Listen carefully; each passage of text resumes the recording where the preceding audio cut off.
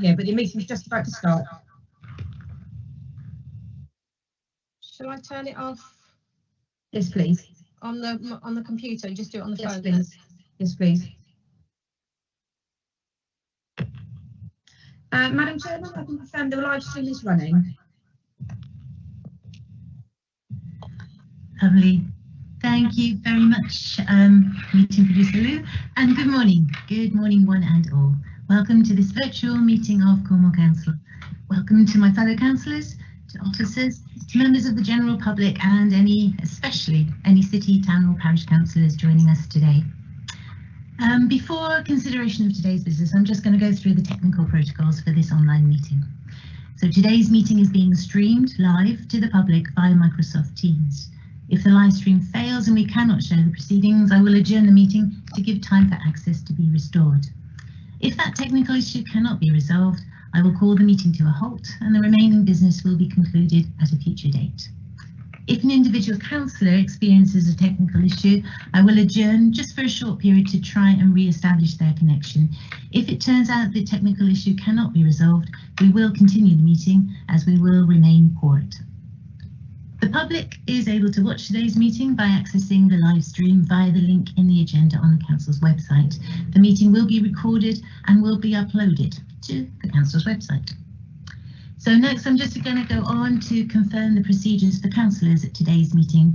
Colleagues, please indicate that you wish to speak by inserting an X in the chat box. As I call you to speak, I'll remind you to switch on your microphone.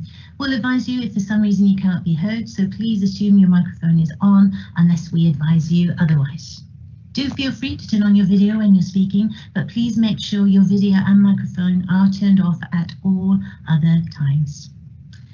We have 2 sets of minutes to approve today, and we will be inviting you to click on the raise hands facility to record your vote on these 2 sets of minutes.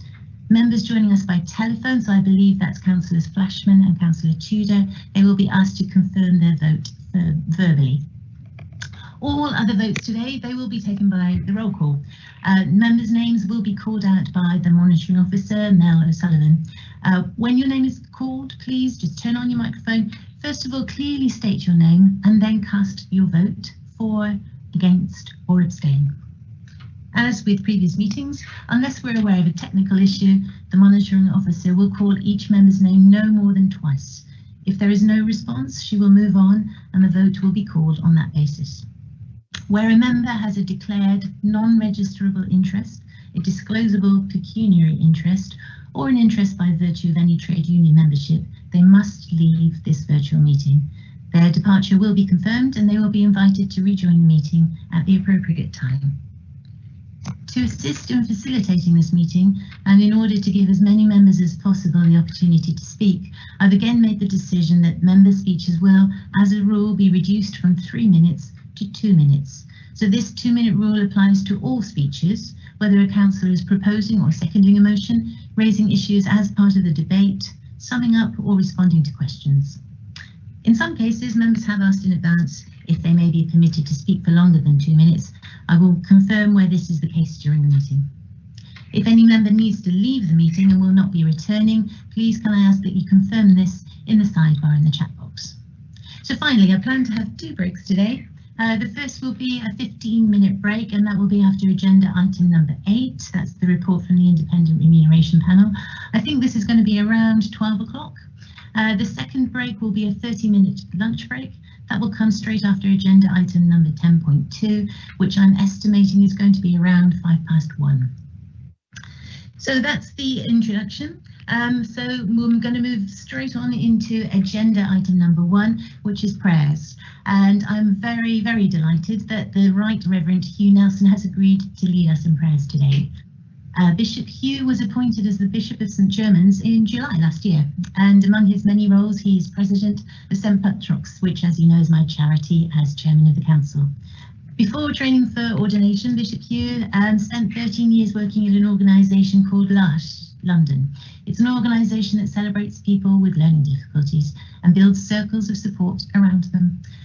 Bishop Hugh brings a passionate concern for children, young people and families, particularly those struggling with mental health issues. Bishop Hugh, could I invite you to turn on your camera, please? Are you I'm here. You're Yes, in I this hope my camera's on, round. and I hope you can all hear me. Grand. You've joined us at a time of great change, Bishop Hugh. Perhaps you could share some of your thoughts with us, even before leading us in prayer. Yeah, thank you so much for inviting me along today to lead you in prayer. It's a real privilege to be with you. I'm as we keep on saying, I'm sorry it's like this, and we're looking at each other on screens rather than joining you in person. But this is the reality now, isn't it? This is where we are, and it's very, very good to be with you, particularly. As Cornwall is the focus of the attention of the world with the news of the G7 summit, and I presume that that's going to be on your agendas in weeks and months to come. And thank you for your welcome, Councillor Hilary. I am new to Cornwall. I'm new to being a bishop. I'm new to being the Bishop of St Germans. Just before I say a little bit about my focus as bishop and then pray, can I start by saying thank you to you all for your work and for your service to the people of Cornwall. I know a little bit about the demand that is on your time and your energy and your creativity in these roles that you carry, and for myself and on behalf of the Church of England, and perhaps all of Cornwall, thank you for everything that you do. Councillor Hilary, you said that I'd arrived in July. I was due to arrive here in April, but COVID got in the way, so I had to wait a bit to get down to beautiful Cornwall. It's been fantastic getting to know the churches and the communities and the people of this glorious part of God's good creation, even if a lot of it has been via Zoom and Microsoft Teams rather than in person. Many of you will know Bishop Philip already, the Bishop of Truro. And I'm in effect his Episcopal colleague, a kind of assistant bishop to him, and so I work with him in the Anglican Church across Cornwall and the Isles of Scilly. And I have a couple of portfolios that have already started connecting me with members of the council, some of the officers in the council, and three in particular. One overseeing our work, the church's work on children and young people, connecting with others who are also committed to their well-being, particularly at the moment. The second is issues around poverty and deprivation, also I know dear to the hearts of many of you. And the third is care for the environment. And the diocese, our commitment is to reach the young, to serve the poor, and to care for creation. And I know that those three commitments are also close to the heart of your vision for Cornwall. And I have so much to learn as a new bishop, as a newcomer to Cornwall.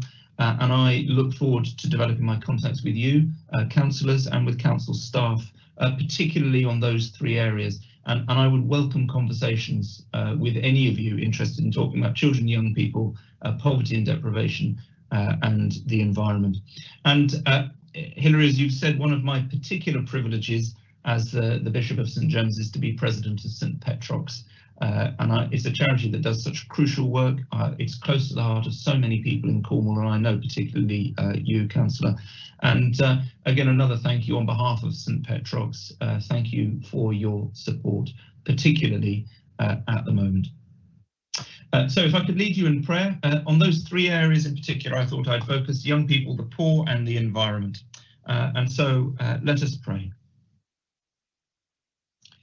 Jesus, you surprised people when you put a child in front of them and said that they, the adults, were to become more childlike. And we pray that we would follow that call, ready to be vulnerable and playful, open to learning and creativity. And we pray also for the wisdom to know how to build safe, loving communities around children and their families.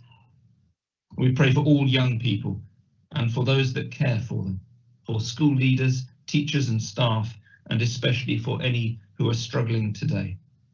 And we pray for council staff and members working with young people for wisdom and care in all they do. And Jesus, you scandalized people when you said, "Blessed are the poor," and repeatedly spent time with the lost and the least, with the dispossessed and the hopeless. And so we pray for everyone in Cornwall today facing a day of hopelessness, hunger, poverty, or debt. We pray for all those who are ready to give up and to give in. And we pray for the work of those who support them, empower them, and seek blessing with and for them, and especially for the work of St Petrox, for food banks, and for debt centres. And Jesus, you lifted people's eyes to see the beauty of the birds and the lilies and the fields. And we pray that our own hearts and minds might be changed, that we might live more simply and gently with your good creation. And we pray for the work of the council, charities, communities and individuals that together, acknowledging the crises before us, that we might cherish creation, cut carbon and speak up for your world. Jesus, you set before us the offer of life in all its fullness, a life modelled by the young, called out of us by the poor, and seen in the beauty of your good earth. And so we pray, grant us that fullness of life as we work for your kingdom and for your glory. Amen. And I imagine still muted, but in your own homes, as Jesus taught us, if you would like to join in, so we pray together. Our Father, who art in heaven, hallowed be thy name. Thy kingdom come, thy will be done on earth as it is in heaven. Forgive us our trespasses, as we forgive those who trespass against us. Lead us not into temptation, but deliver us from evil. For thine is the kingdom, the power and the glory, for ever and ever. Amen. And God's blessing be with you all in your work and deliberations and decisions today. Thank you so much, Bishop Hugh, and especially for your words. The wisdom to build safe, loving homes around our children and all our residents. Thank you. That's the focus of why we're a councillor, I think. So thank you very much for joining us today. Okay, bye-bye. So, councillors, we're going to move on to item agenda number 2, and that is apologies for absence. And so far I have received apologies for absence from the following councillors: Councillor Crago, Farrington, Hannaford, Hendry, Kirk, Robinson, Tamlin, Truebody and White. Councillors, are there any other apologies for absence? I'm just going to reread this list, and it is Councillors Crago, Farrington, Hannaford, Hendry, Kirk, Robinson, Tamlin, Truebody and White. I'm going to give a couple of seconds for people to put a comment in the chat box in case there's anybody I've missed. I'm just looking at the chat box here and I can't see any comments there. So we're going to move on then, councillors. We're moving on to agenda item number 3, declarations of interest. In accordance with the Constitution, I will now take declarations of, oh sorry, I've just had a message that there was a hands up under apologies. I think perhaps Councillor Greenslade, the hands up didn't come up on my screen. I'm just having a quick look. I'm hopping back to apologies. Councillor Greenslade, did you want to come in? Thank you very much, Chairman. Yes, I have another Cornwall Council meeting at 1 o'clock, so I will need to depart, I'm afraid. Thank you. Thank you, and that is noted. Thank you. If when you leave, if you could pop a little message in the sidebar so that we know that you will not here for a particular vote. Councillor Bull, did you have your hand up there? I did, Madam Chairman, just to say that I'm attending the same meeting as Councillor Greenslade, but hope to return, and it's around 1 o'clock when the break should be happening anyway, hopefully. Okay, so hopefully we'll get the timing right. Lovely, thank you. And again, if any councillors, if you're leaving the meeting for more than it takes time to make a cup of tea or a cup of coffee, please pop a note in the chat box so that we are aware. Thank you very much. Right, so I'm going back now to agenda item number 3. And that is declarations of interest. And in accordance with the Constitution, I will now take declarations of interest from any members for any items on the agenda. Members, please, if you could indicate any items in which you have an interest and the nature of those interests. If you are aware that you have a disclosable pecuniary interest or non-registrable interest in any matter being considered on the agenda, you must disclose it, whether or not you have already entered it in the register. So I'm just looking down at the notes here, and I think the first person I see here is Councillor Jeff Brown. Yes. Is that item 11.2, Councillor Brown? Good morning, Chairman. Yes, 11.2, I pay mooring fees, so I'll leave the meeting at that point. Lovely. Thank you, Councillor Brown. Any other councillors who wish to declare an interest, particularly in 11.2? Are there any councillors who are paying mooring fees? I'm going to give a couple of minutes for people to, or not minutes, I'll give a couple of seconds or so for people to pop a note in the chat box. I can't see anything in the text in the chat box. So then I'm going to move on to item agenda number 4, which is Chairman's announcements. So, councillors, last Saturday, our Chief Executive, Kate Canali, our Monitoring Officer, Melanie O'Sullivan, and Sarah Mason, who is the Executive Officer of the Cornwall Association of Local Councils, they joined me and 6 other Cornwall councillors in a live Q&A session, talking about what it entails to be a councillor. So the Q&A session was recorded and will be uploaded to our Be a Councillor website so that it can be viewed at any time. That website, it's got a wealth of information on being a councillor. The address for anybody who's thinking of standing to be a councillor in the forthcoming elections, it is www.cornwall.gov.uk/be-a-councillor. So if you find that hard to remember, just go to the Cornwall Council website, type in Be a Councillor in the search facility, and it should take you there. So local government needs a variety of people willing to stand for election, willing so that the people, the public, get the opportunity to choose from quality candidates at the ballot box. Cornwall needs councillors who are capable, energetic and engaged, with a commitment to local people and the passion to make a positive difference and be a voice for local people. And we need councils that are as diverse as the people we serve. So I urge anyone watching this who thinks they might like to be a councillor to please visit that Be a Councillor website. I also urge people to stay at home wherever possible. The steep rise in cases of COVID-19 in Cornwall over the last few weeks, it's grim. Here in Cornwall Council, we've had no choice but to revert back into response mode to ensure that we can still deliver our services efficiently and effectively. There is, of course, light at the end of this long, long tunnel, with the prospect of increasing numbers of vaccination centres opening up. But I urge you not to be complacent and please stay at home wherever possible.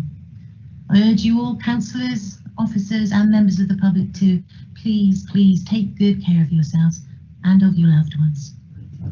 Talking of loved ones, I am delighted to be able to steal this opportunity to send the council's best wishes to Cornwall Councillor Nick Craker and his wife. Councillor Craker got married on Christmas Eve after having had to change the date multiple times with the change in COVID restrictions. On behalf of us all at Cornwall Council, Craker, for you and your wife our heartiest congratulations. Best wishes for a lifetime of joy and happiness together. Councillor Craker, would you like to say a few words? Thank you, Madam Chairman, and thank you to all the councillors who've sent us best wishes and gifts and cards. My wife and I are very grateful for all of those best wishes. Wasn't quite the wedding that we had planned. I think my wife thought it was a sort of ploy of mine to have a really small wedding and save some money, but I assured her it wasn't. And we both developed a real sense of resilience as the plans continued to be changed as we got closer and closer to the date, and it kept on changing with the florist and the photographer and our families. We sort of feel we can deal with anything now if we can manage a wedding in a pandemic. And we hope to have a nice celebration in the summer with our family and friends when the restrictions are lifted. And of course my stag do as well. I'm not letting that one slip. I missed out on a stag do, which I'm going to hopefully arrange at some stage. But on a serious note, the registration service in this council were absolutely phenomenal. I've never really had much dealing with them before, but they were all so incredibly helpful and efficient and kind. And they are a real credit, I think, to the council and the people of Cornwall. We did have a slight worry when they rang us at about 8 o'clock the night before that they were ringing to, again with COVID and it was off, but actually they were just ringing to check we're all okay and there were no last minute changes. So a real thanks to the registration service of the council. Thank you, Chairman. Thank you, Nick, and hearty congratulations to you and your wife. And thank you for those words for the registration service. I agree they're carrying out an incredible job throughout this pandemic. So any registration staff watching us, thank you. Next, I would like to welcome Maureen Fuller with us today. Maureen, perhaps if you could turn on your camera. Every year, colleagues, a new cohort of Cornish bards is chosen. And every year the bard, a bard called Tim Saunders, he writes a poem of 3 lines for each newly appointed bard about their bardic name. Last year, for the first time ever, Tim was moved to write a poem about a site, and he wrote about Liskerno, County Hall. So I'm delighted to be able to welcome Maureen Fuller, who is a past Grand Bard with us, Grand Bard, here today. She's going to share the poem with us because I thought it was such a lovely idea that there had been a poem about Liskerno. So Maureen, are you with us? I can't see you on my screen. Yes, I'm here.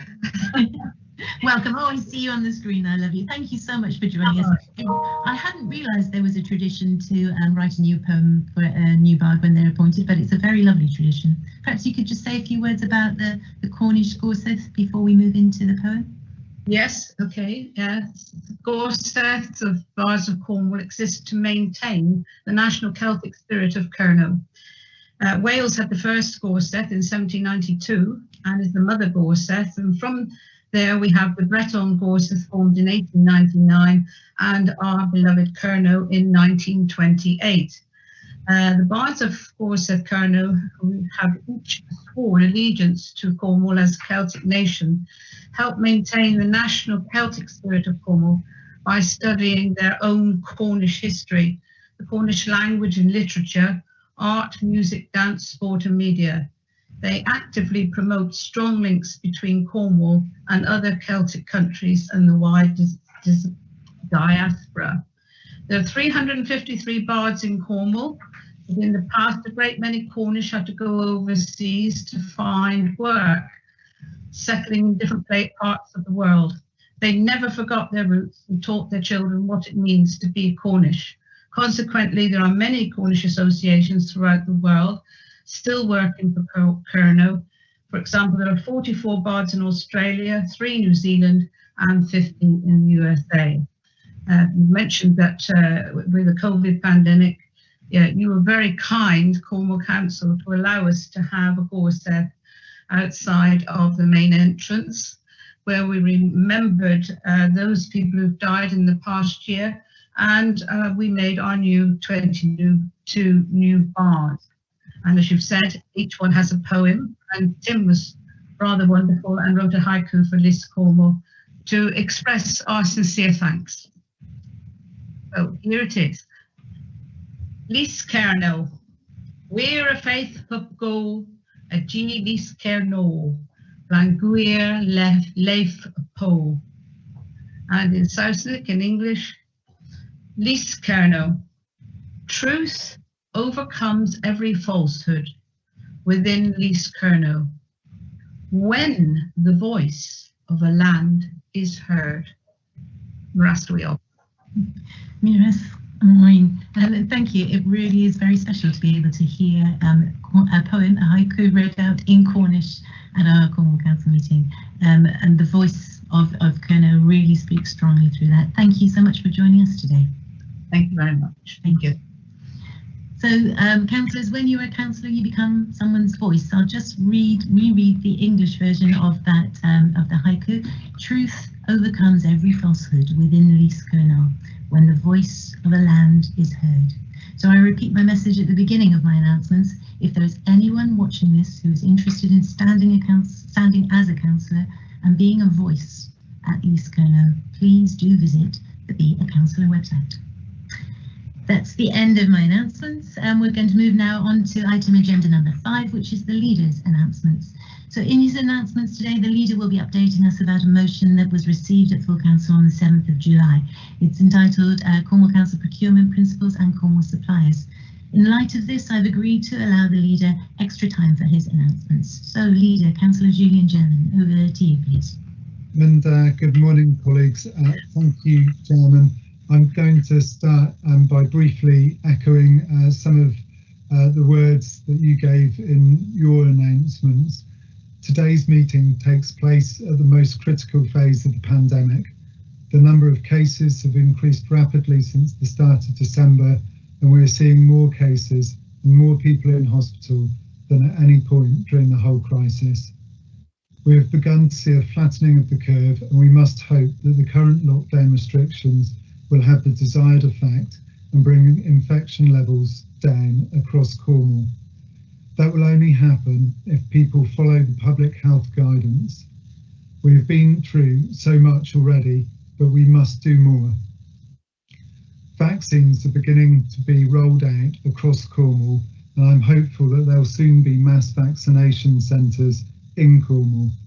Whilst the NHS staff are doing a fantastic job, Cornwall Council has been very frustrated by the lack of information coming out to residents on the vaccine and its availability. At the same time as we are engaged in the fight against the pandemic, we have also seen a fundamental shift in the way we engage with the world as Brexit has taken place. It's hard to assess the full impact of the changes during the lockdown, but we have all heard stories of difficulties in exporting seafood and other goods to the EU and of the impact it has had on the financial services industry. Our LEP and our Growth Hub are dedicated to offering support to businesses across Cornwall.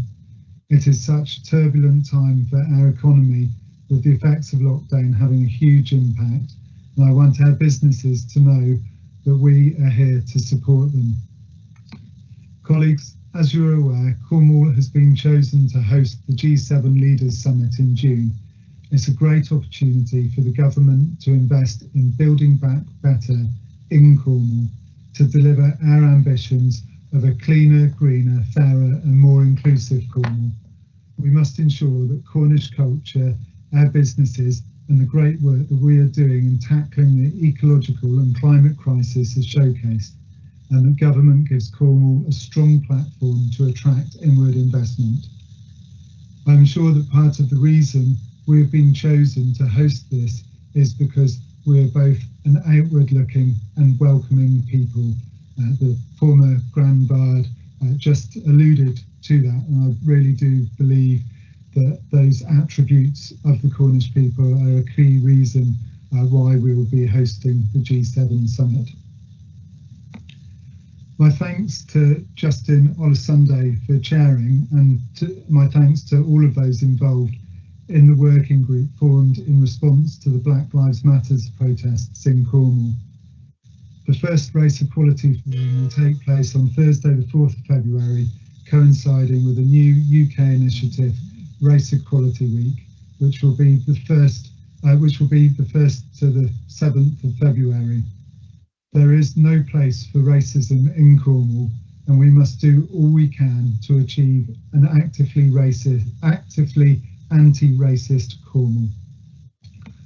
This month is 2 years since our climate emergency declaration, and the past 9 months have resulted in an unprecedented change to the way we work, live and travel.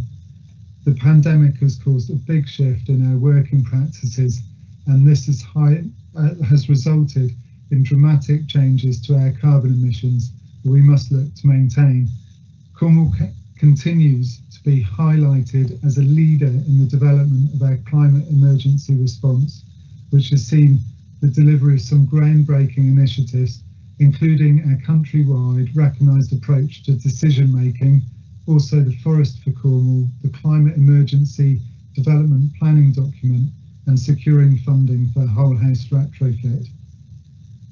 Madam Chairman, as you said, I'd now like to update on the motion as you described.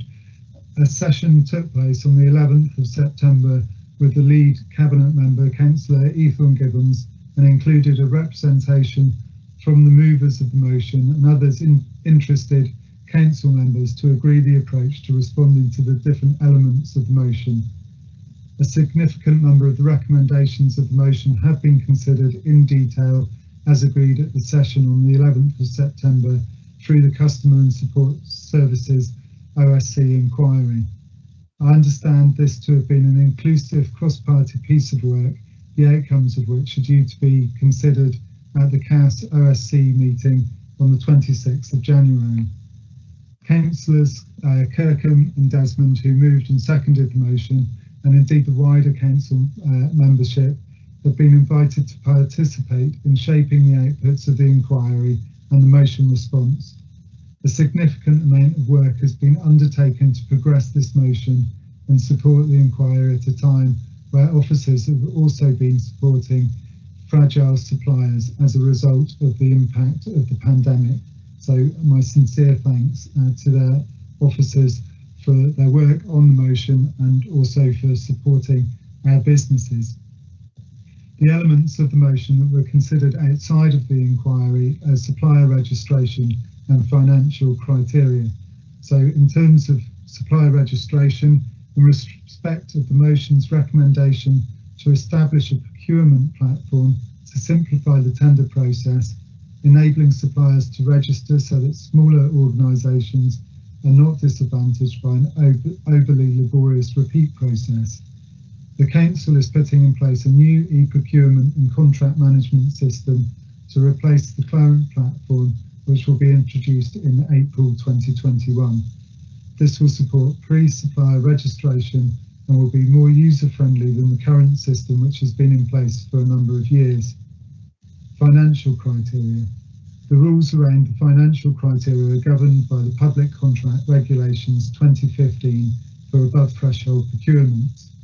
The standard evaluation measures are supported by the guidance published by Government in Regulation 58. It is vital that the Council, in accordance with the legislation, is able to assess the economic and financial standing of a provider. These are reviewed to ensure that they are proportionate, relevant and appropriate depending upon the nature of the procurement. There are a number of elements to this motion and I have requested that all of these come to Cabinet on the 10th of February.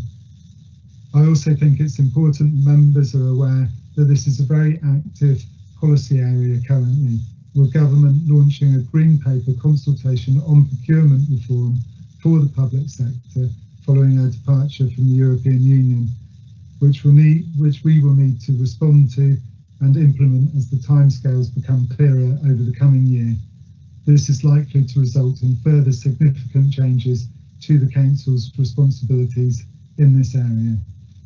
That's the end of Leader's announcements. Thank you, colleagues. Thank you, Madam Chairman. Many thanks, Leader. And of course, you are a bard yourself as well. I neglected to point that out just now, but thank you for all the work that you do as a bard as well as Leader. So moving on now to agenda item number 6.1, and that is the minutes of the extraordinary meeting held on Tuesday, the 3rd of November 2020. We have two sets of minutes to approve today, councillors. This first one, I will move the minutes of the extraordinary meeting held on Tuesday, the 3rd of November are correctly recorded and that they be signed by myself as chairman. Councillor May, could I invite you in to second the minutes, please? Councillor May, who is the Vice Chairman of Cornwall Council. Thank you, Madam Chairman. Happy to second. Lovely. Thank you, Councillor May. So I'm going to go to the vote now, please. I'm not seeing any comments in the chat box. So the vote will be by the raise your hand function. So if you are content that the minutes are correctly recorded, please could you raise your hand? I'm seeing quite a few hands going up here. 56, 60. Oh, I better put my own hand up. Now, here we go. I've raised mine as well now. 81, 83 so far. I'm seeing more hands going up. 90 hands I've seen gone up so far, 94 and rising. Councillors, just to confirm, we are voting on the minutes of the meeting held on the Tuesday, the 24th of November. Sorry, the Tuesday, the 3rd of November. Monitoring Officer Melanie O'Sullivan, could I invite you in to confirm that I see 101 hands raised? Yes, Chairman, I can confirm that. I can see 101 hands raised. I don't know, Chairman, if you do want to take a vote from those on the call. Councillor Flashman and Councillor Tudor. Councillor Flashman. For, thank you. Councillor Tudor.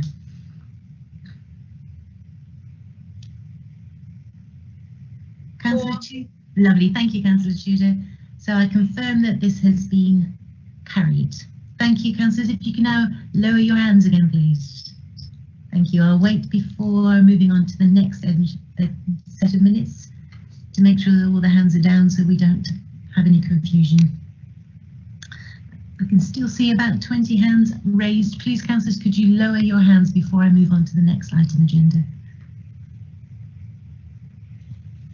Agenda item, yes, I'm seeing the hands going down now. So the next item on our agenda is number 6.2, and these are the minutes of the meeting held on Tuesday, the 24th of November. I'm going to move that the minutes of the meeting held on the 24th of November 2020 are correctly recorded and that they be signed by myself as chairman, subject to Councillor Daw being noted as present. Again, I'm going to ask the Vice Chairman to second the minutes. Councillor May, could you come in, please? Could I invite you to second this second set of minutes? Thank you, Chairman. Happy to second. Lovely, thank you. So we're going to go back to raising our hands again, please, councillors. So could members of the council indicate, using that raise your hand function, that you are content that the minutes are correctly recorded and that they be signed by myself as chairman of the council?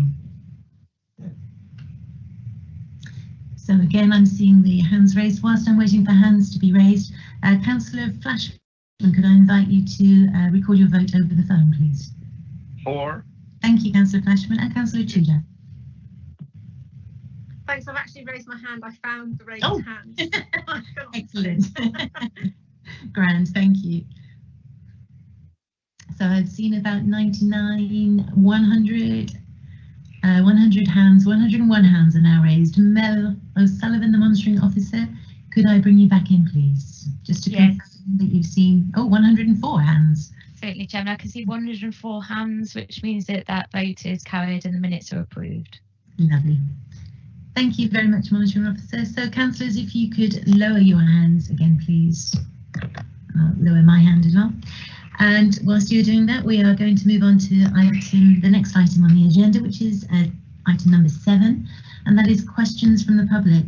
I'm afraid, councillors, that no questions have been received from members of the public for today's meeting. So I'm going to skip lightly on to agenda item number 8, which is the report of the Independent Remuneration Panel. Members, I'm very pleased to be able to introduce the 3 members of the Independent Remuneration Panel. They are with us today. Perhaps if I could invite them to turn on their cameras. So that is Kirsty Hickson, who is the panel chairman. Kirsty holds a senior management role in a housing organisation in Cornwall. She has wide experience of working and managing within the care sector. We're also joined today by Michael Wilmore. Michael, if I could invite you to turn on your camera as well, please. Thank you, Michael. Welcome. Michael is a retired finance director with 25 years of volunteering for the Citizens Advice Bureau. He's also been a parish councillor. And finally, the 3rd member of the panel is Ian Harris. Good morning, Ian. Thank you for joining us. Ian has 30 years of experience in financial services. These are the 3 members of the Independent Remuneration Panel. Before inviting Kirsty Hickson, chairman of the panel, to address the council, I'm just going to outline the procedure for this item. So first of all, the chairman of the Independent Remuneration Panel will speak to us about the process for the review, and she will summarise its recommendations. She will bring in her fellow panel members at specific points. I've discussed this with her and I've allocated about 20 minutes for this summary. This will be followed by an opportunity for members, the councillors, to ask questions of the panel. I envisage this will take perhaps up to 10 minutes, but I will of course be happy to extend this time if there are more councillors who wish to ask questions. If any member wishes to ask a question of the panel, please just pop an X in the chat box in the usual way and I will bring you in. After that question and answer session or question session has finished, I will move the recommendation and the Vice Chairman of the Council will second the recommendations of the Independent Remuneration Panel. They are set out on pages 39 and 40 of your agenda pack. I will then open the floor first for any amendments. We will debate and vote on any and each amendment in turn. The monitoring officer wrote to all members in advance asking if they were minded to submit amendments to the recommendations, that they should be notified in advance so that we've got a chance to understand financial and legal implications. Members, of course, you are welcome to suggest amendments today, but please be aware that if any amendments are tabled today, we may need to adjourn the meeting just to understand their potential financial and legal implications. Once we've reached a position on the substantive, I will then open the floor for general debate before moving to the final vote. Before inviting the chairman of the panel to speak, can I please refer you to the complete list of the panel's recommendations, which is set out in Appendix 1 to the report. That's on pages 52 and 53 of your agenda pack. Members will note that the wording at the end of the second recommendation refers to, sorry, I've just lost my place. It refers to the new scheme being implemented after the election, and the date that is given there is May 2021. Recognising that there is a degree of uncertainty around the date of the election, the recommendations will be proposed subject to the removal of the words May 2021, so that the wording will read, such scheme to be implemented following the election, full stop. There will be no mention of the time, May 2021. Further, as members will know, there is a requirement under regulations for the council to approve the members' allowances scheme before the beginning of each year. A year for the purposes of the regulations means the period of 12 months, starting on the 1st of April 2021 and ending on the 31st of March 2022. The council usually approves its scheme in February. However, given the decisions in front of us today to support the effective conduct of business, I'm proposing an additional recommendation to those proposed by the panel as follows. In accordance with the council's decision on the scheme of allowances following the elections, the scheme of members' allowances for 2021 to 22 be approved. So, having said all that, it's a pleasure today to be able to welcome to the chairman of the Independent Remuneration Panel, Kirsty Hickson. Could I invite you to address the council, please? Thank you very much, Councillor Frank. Thank you, and I appreciate everybody joining today. And I would like to just start with some thanks. Firstly, to Councillor Frank for the introduction to our report. Next, to everybody who helped in submitting evidence to the panel during our process, and I appreciate that this continues to be a difficult time with the pandemic, and people's time and attention is sort of being pulled in every which direction. Further to the Democratic Services for their continued support to the panel throughout the process, and of course to my esteemed colleagues Michael and Ian, who joined me on the panel and were very much integral in us coming to the recommendations that we are making today. So we have been part of the panel for the past 4 years, and in the previous full review of the allowances, scheme of allowances in 2017, we utilised a standard process, and we decided that as that was a successful approach to developing the scheme of allowances, that we would adopt the same approach for this review. We believe that we are now able to put forward a transparent recommendation and show you where the evidence has been gathered and how we have arrived at our conclusions for recommendations today. I must stress that we are led by evidence and do not consider the budgetary implications of our recommendations, although the impact is included for your consideration. I'm going to hand over to my colleague Michael, as he's going to go through and outline the process that we adopted for a review and give you some information regarding the evidence that we gathered. Thank you, Michael. Thank you, Kirsty. And good morning, everyone. We realised when the panel met for the first time to consider the allowances operative from May 21 that there were a couple of challenges which we had not faced before. One was the impact of COVID, primarily on our ability to collect evidence, and two, the reduction in member numbers from 123 to 87.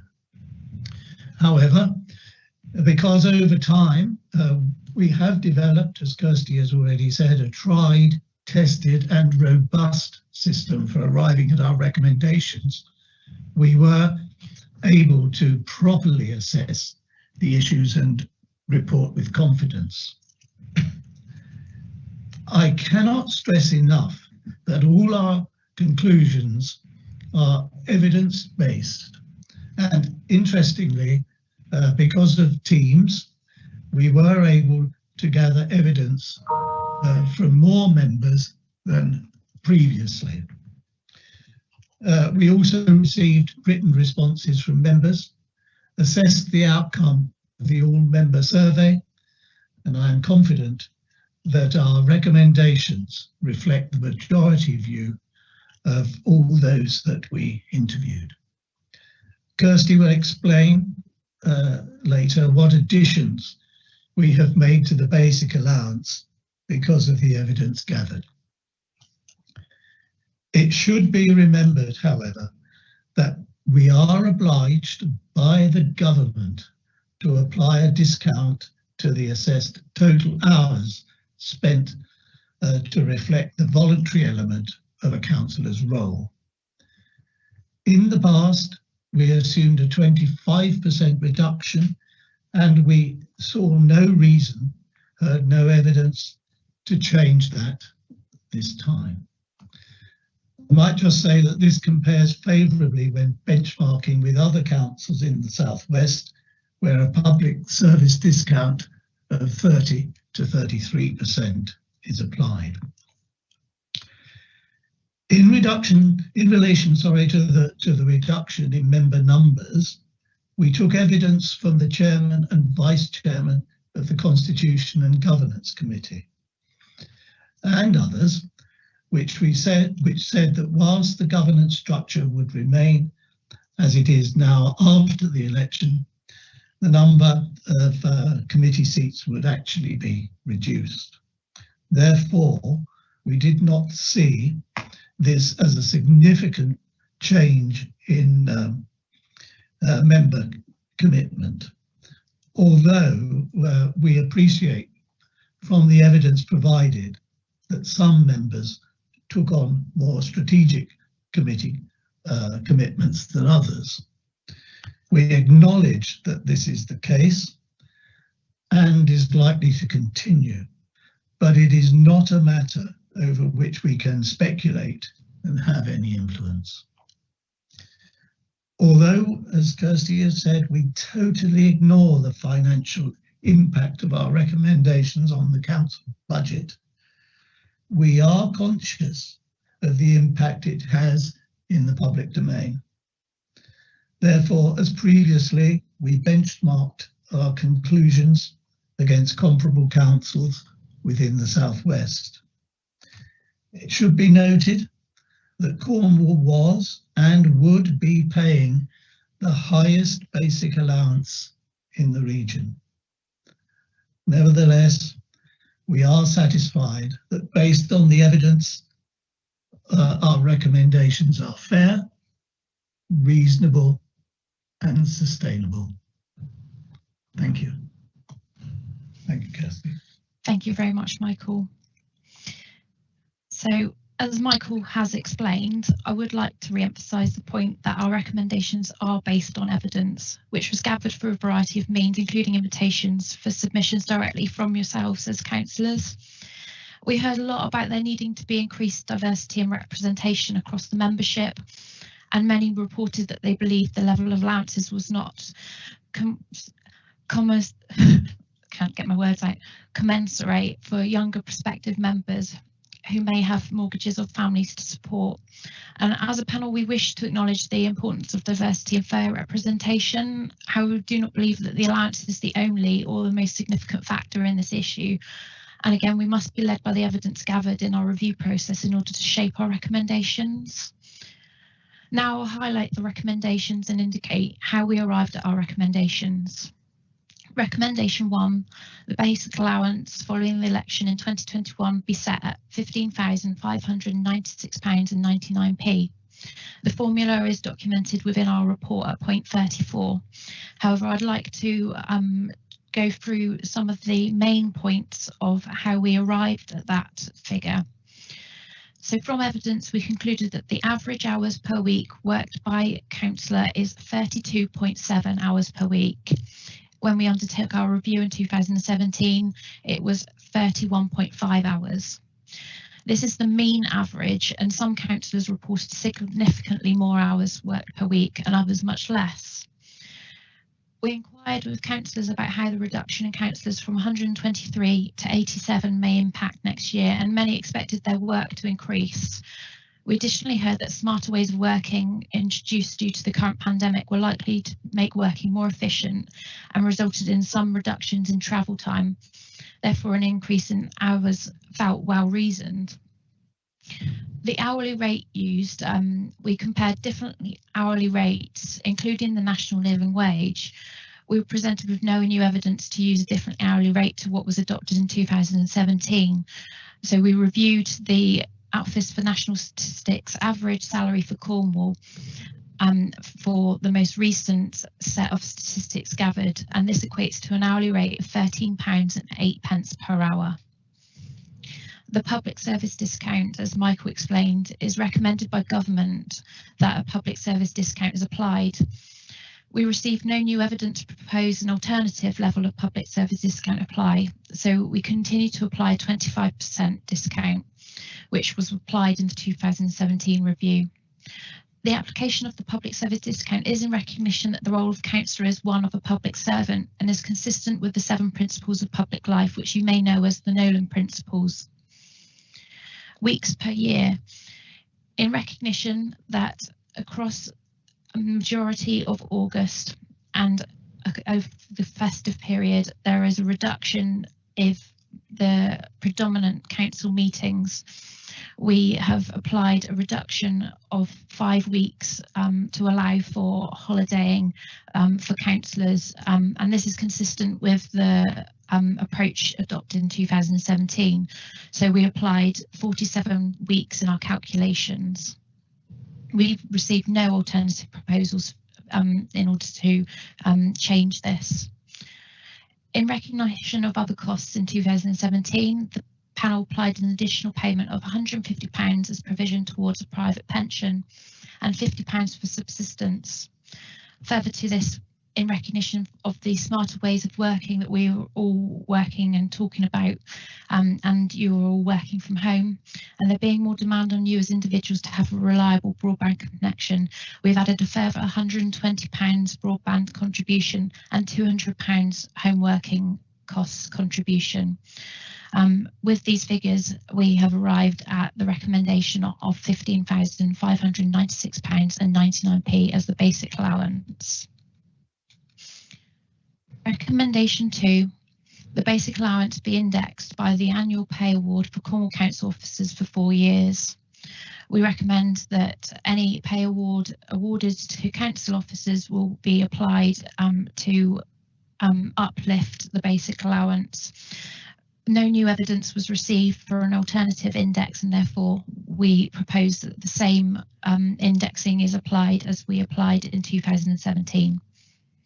Recommendation 4, the special responsibility allowance for the role of the leader of the council be set at £28,854.48 per year, which is a 1.85 increase factor of the basic allowance. No new evidence was received for an alternative factor, and therefore the previous level was applied. Recommendation 5, the special responsibility allowance for the role of deputy leader of the council be set at £21,640.82 per year, which is 75% of the leader's allowance. Recommendation 6, the SRA for the role of the cabinet member and chairman of the council to be set at £20,198.10 per year, which is 70% of the leader's special responsibility allowance.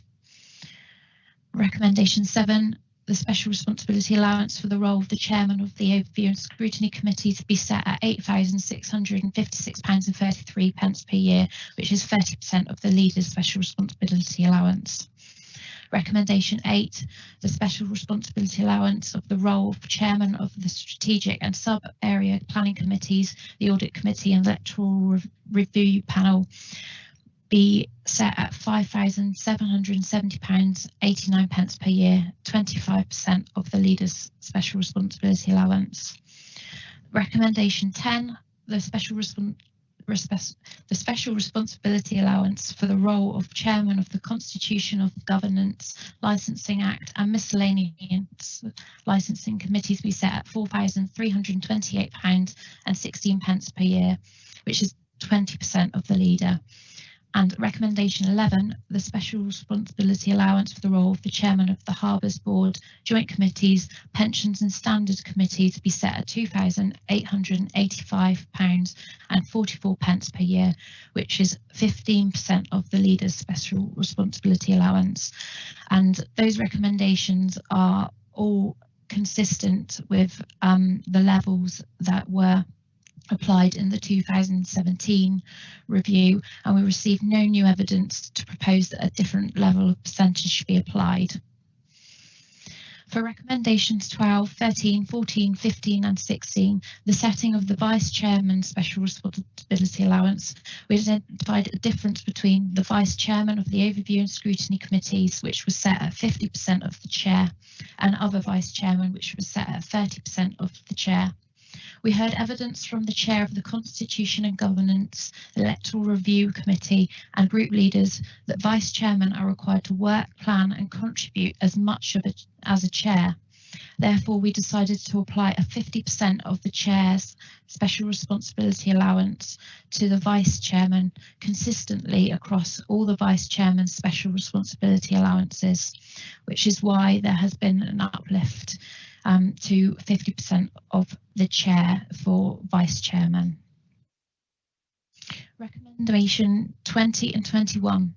The special responsibility allowance for the role of the non-executive director be set at £2,885.44 per year, and that a maximum of one special responsibility allowance be paid per member for the role of non-executive director of CorServe, irrespective of the number of such appointments held. I will now hand over to my colleague Ian, who's going to explain our approach to this element of the review. Thank you, Ian. Thank you, Kirsty, and good morning, everyone. As the new boy, can I just reinforce what other people have said?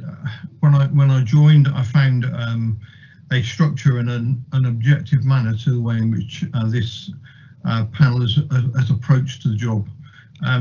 So I'm really pleased to have joined and been part of it. Just for the record, because I have spoken to one councillor who was unaware, but we are not paid. We have no vested interest in this. We've done the job as our public service, if you like. So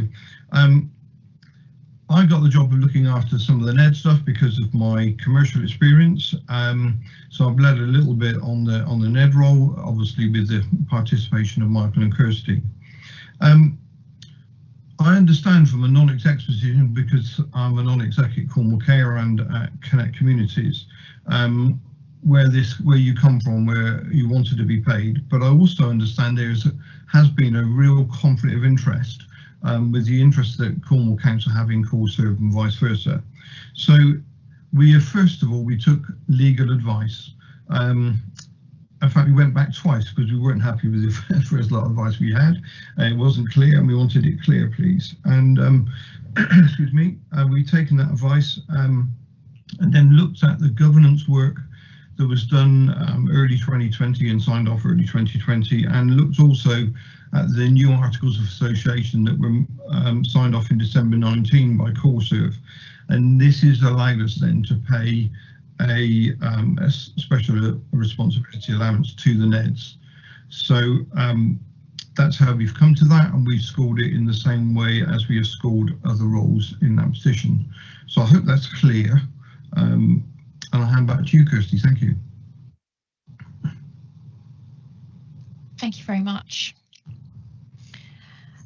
Furthermore, we note that the recommendations, the maximum SRA of 1, 22, the special responsibility allowance be indexed to reflect the basic allowance for 4 years, 23, the classification of approved duties, 24, the dependent carers allowance, 26, travel and subsistence, and 27, claims may be backdated for a maximum of 3 months, all remain unchanged as per the previous full scheme of allowances review in 2017, due to no evidence to support that any alternative was received. Finally, recommendation 25, the parental leave policy attached to Appendix 10, I believe, be approved for inclusion in the members' allowances scheme.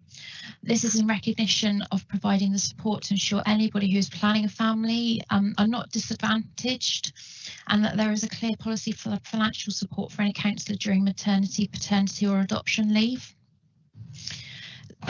So I hope that this overview has given you insight into how the recommendations were concluded, and as you can see, there has been many recommendations that are consistent with those made in 2017 due to there being no evidence to suggest that a change was required.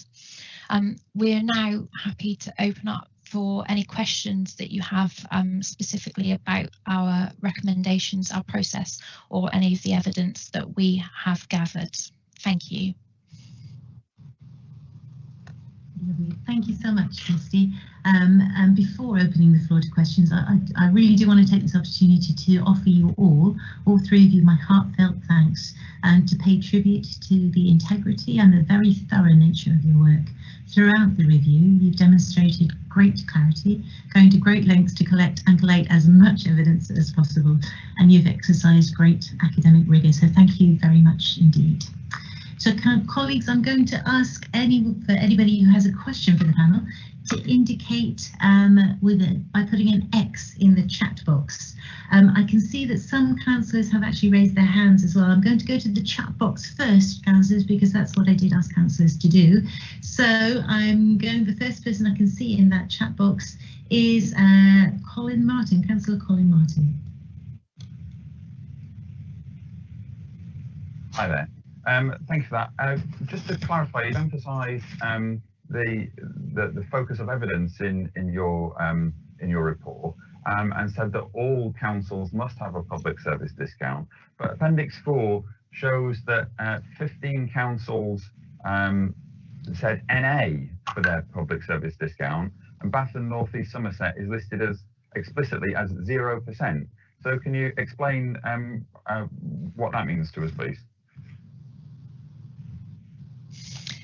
So our understanding is it's a government recommendation that a public service discount is applied, and we asked for information from a wide variety of district and unitary authorities, some of which did come back and report a public service discount is applied, and others there was either, as you noticed, a 0% or a not applicable. And we didn't go back with further questions to understand whether that was because they were unsure about what level they applied or whether they hadn't answered the question. However, for those that did respond and said that they did apply a public service discount, that came back between 30 and 33%. Right. So it's still not clear. You said it was, at one point you said it was obligatory, and then at another point you said that it was something that some people have done 0. I'm sorry, the dog's barking and the person's delivering a parcel.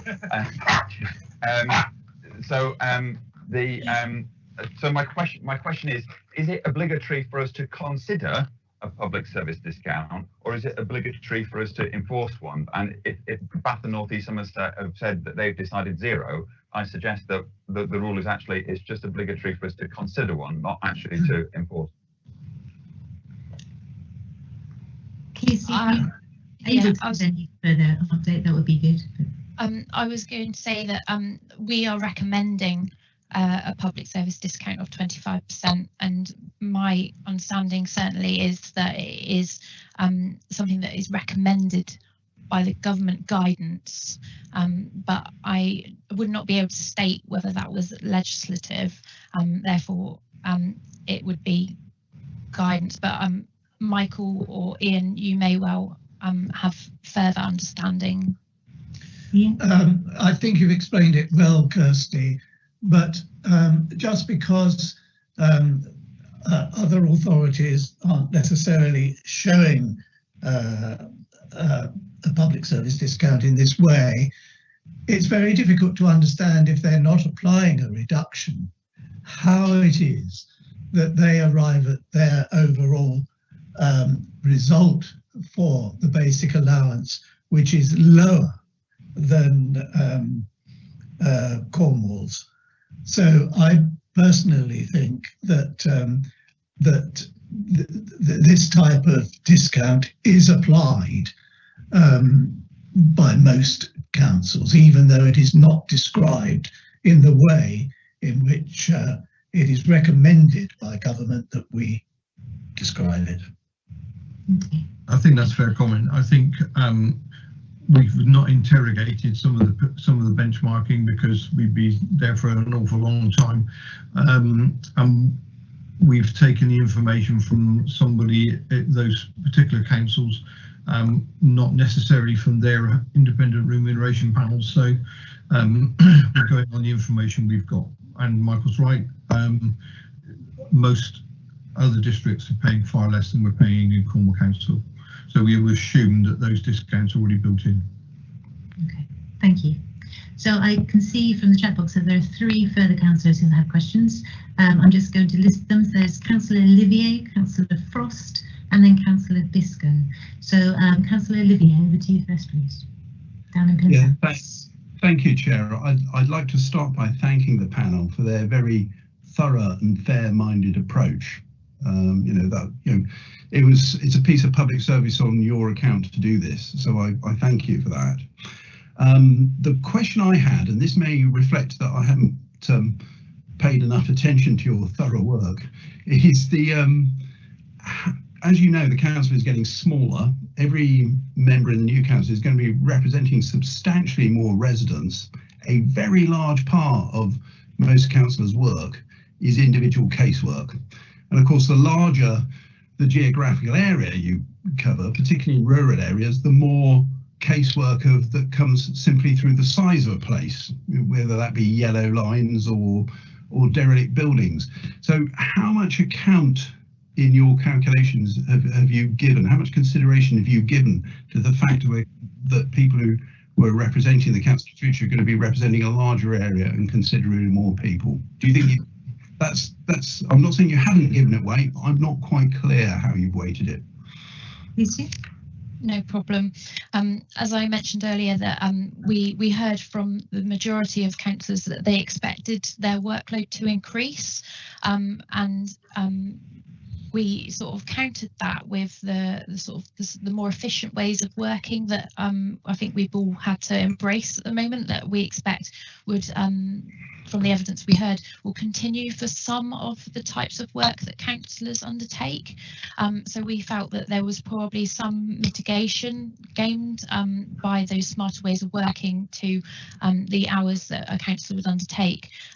However, we realised that the evidence that we were gathering is for councillors and how they work now, and that's why we included the caveat that we would propose a review of the scheme in 18 months after implementation. So we would then be able to review actually how that has had an impact on councillors, because whilst we can assume that there may be that we would expect workload to increase, we obviously need to make our recommendations based on evidence, and so we have seen that the number of hours used to calculate the basic allowance has increased, and we also heard from, I think, the localism teams about other things that are either in development or available to councillors to support with casework, such as a portal, and also making use of officers within the council to support with sort of investigations into sort of constituents' queries. So I think that whilst we couldn't be sure on how much people's or councillors' work may increase, we wanted to recognise that there would be some increase, and that we would then be able to complete a review in 18 months after implementation to actually gauge how much so. Yeah, could I say? Yeah, very briefly, please. I was going to say thank you very much, and I welcome the news that it's going to be much easier to extract information and responses from council officers in future under our new ways of working. I'm sure that's good news for all of us. Thank you. Okay, thank you. Councillor Frost is next, and then we have Councillor Biscoe. Thank you, Chair. My question is related to the non-executive director remuneration.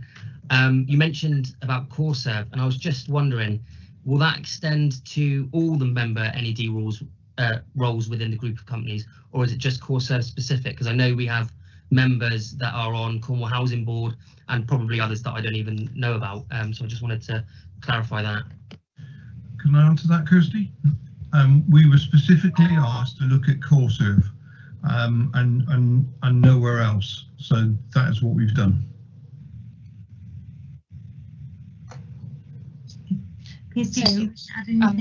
Yeah, just to further support Ian's comments that the evidence that we gathered was from the CoreServe non-executive directors, and therefore the recommendations are based on the evidence for the roles of non-executive directors for CoreServe. However, if other non-executive directors feel that it's important that we review that, then I'm sure that could be built into the review at that 18 months point. Yeah, thanks for that. I think that's something that's necessary because that just creates a bit of an unfair disparity, I think. Thank you. Thank you, Councillor Frost. I can see that Councillor Biscoe will be the next speaker. I can also see that two councillors have raised their hands. That's Councillor Pete Mitchell and Councillor Adrian Parsons. If you wish to put an X, if you wish to pose a question to the panel, could you pop an X in the box, please, so that we don't miss you out on our list. So whilst that is going on, Councillor Biscoe in Truro, could I invite you to put your question, please? Oh, yes, Chairman. Good morning. And thank you. And good morning to the panel, and thank you very much for the work that you do. I've met many panels over the years, and it is an exacting task which often isn't terribly well rewarded by council decisions. So good luck. I want to ask two questions which relate to the social discount and then make a little plea. So my two questions with regard to the social discount is in your researches around this, were you able to actually discover how and when and who by the decision was made to set a social discount by the council, and who decided on what level? And my second question is, if there is a discount, it must be a discount from something, and therefore if that money exists, where does it go? Where does that discounted money go? What do members public service, what does the discount on members public service actually pay for in the public budget? Now, you may not be able to answer that, but I do think that is a question that we have a right to know, because actually we appear to be surrendering the discount. Fair enough, I've got no problem with the discount. I'd just like to know what happens to it. And now my little plea, Chairman. Could I say that having sat as a member of the Miscellaneous Licensing Committee for the last 3 years, is I do think that the burden that sits with the chair of that committee in particular is a great deal more than that which sits with some of the committees that are getting higher SRAs. For instance, I'm not making any personal comments here. For instance, the Audit Committee, of which I also have experience. The Audit Committee is an overview committee. Miscellaneous licensing sits as a quasi-judicial committee on a monthly basis and can deal with a very, very full day's business, more likely than not, during which the chairman acts has to act in a formal way throughout the course of the meeting, and has to make sure that the cases and the agenda, all the rest of the stuff. So I would just ask whether it wouldn't be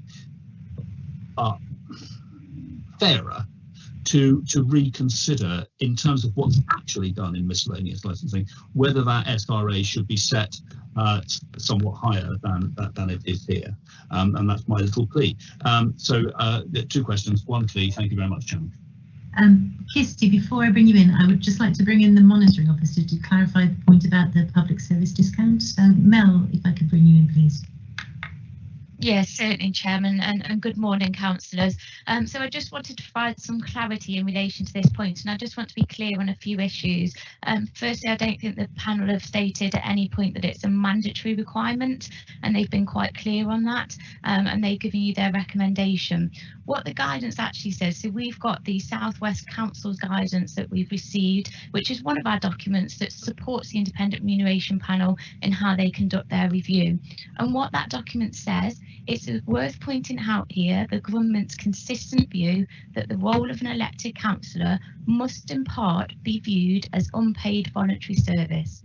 Consequently, some panels, but certainly not all, apply percentage discounts in their calculations on the level of basic allowance. The most common percentage discount applied is 33%, but there are examples in the South West as high as 50%. So just to confirm the position, members, it is a discretionary element. It is based on views of government. It is not a legislative provision. And I think the panel have given you a bit of a detail about how that is or isn't applied across the South West. So it's a discretionary part of the scheme, and the panel have confirmed their recommendation in relation to that. Members might not be satisfied with that, but that is the recommendation of the Independent Remuneration Panel. So I hope, members, that's provided some clarity for. Thank you, Monitoring Officer. Members of the panel, is there anything you wish to add to that? In relation to the licensing point raised by Councillor Biscoe, of course, we do have the matrix for arriving at these recommendations, and we pass everything through that matrix which we did with licensing. Again, it is something that at the time of review we look at, and clearly if there is some change in the operation of a particular service, well, then we are prepared to look at it and review it again when we're asked to do so. I think that's fair. Yes, agreed. And just finally, the 25% public service discount is consistent with the level that we applied in 2017. And as we mentioned, we had no alternative proposals for a different level. And whilst we mentioned earlier that other councils that do apply one range between 30 to 33%, we felt that 25% was actually more favourable to councillors, and that due to there being no evidence to suggest an alternative, we continue to propose a 25%. Thank you.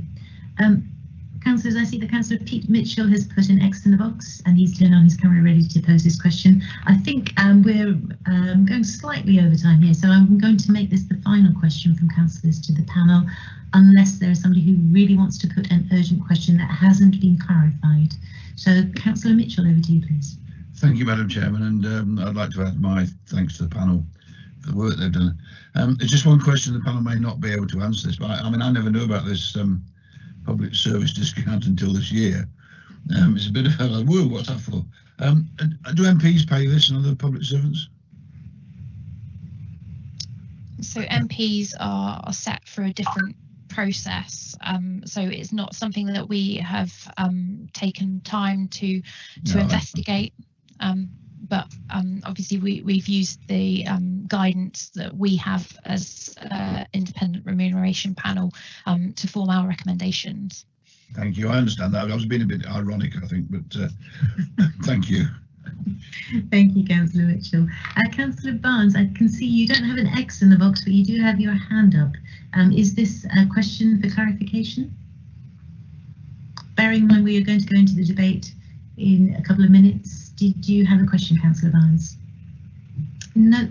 Yes. Oh, you did. I did put an X in the box. Oh, sorry, I must have missed you. 1103. Apologies. It says 5 weeks annual weeks in the last year. That's I presume away from the role. Well, because of COVID, I've not been able to go away anywhere. I've really only taken one day, and that was Christmas Day. So I'm not sure where you get the 5 weeks from, because when you're a councillor, if you're at home, and certainly if you've got a phone, you're accessible to the public, or even by email, which is I get most of my queries from. So I certainly haven't had 5 weeks away from the role.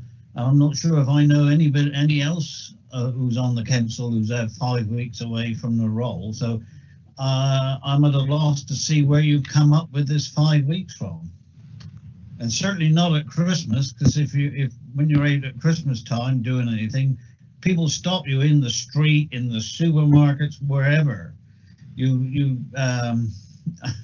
I quite like it, but you never get away from the public. They'll hunt you down wherever you're to. Kirsty. It sounds like you need a bit of a celebrity status. You should say that. So I mentioned earlier that we used 5 weeks in the review in 2017 in recognition that there is a reduction in the number of meetings for the majority of committees in August and for 2 weeks over Christmas and New Year. And we recognise that also that there will be differing levels of time taken off by councillors, and we needed to come to some sort of sensible recommendation which is based on those meetings, and it was consistent with what we applied in 2017, and again we received no evidence to support an alternative. So I hope that answers your question about how we arrived at that.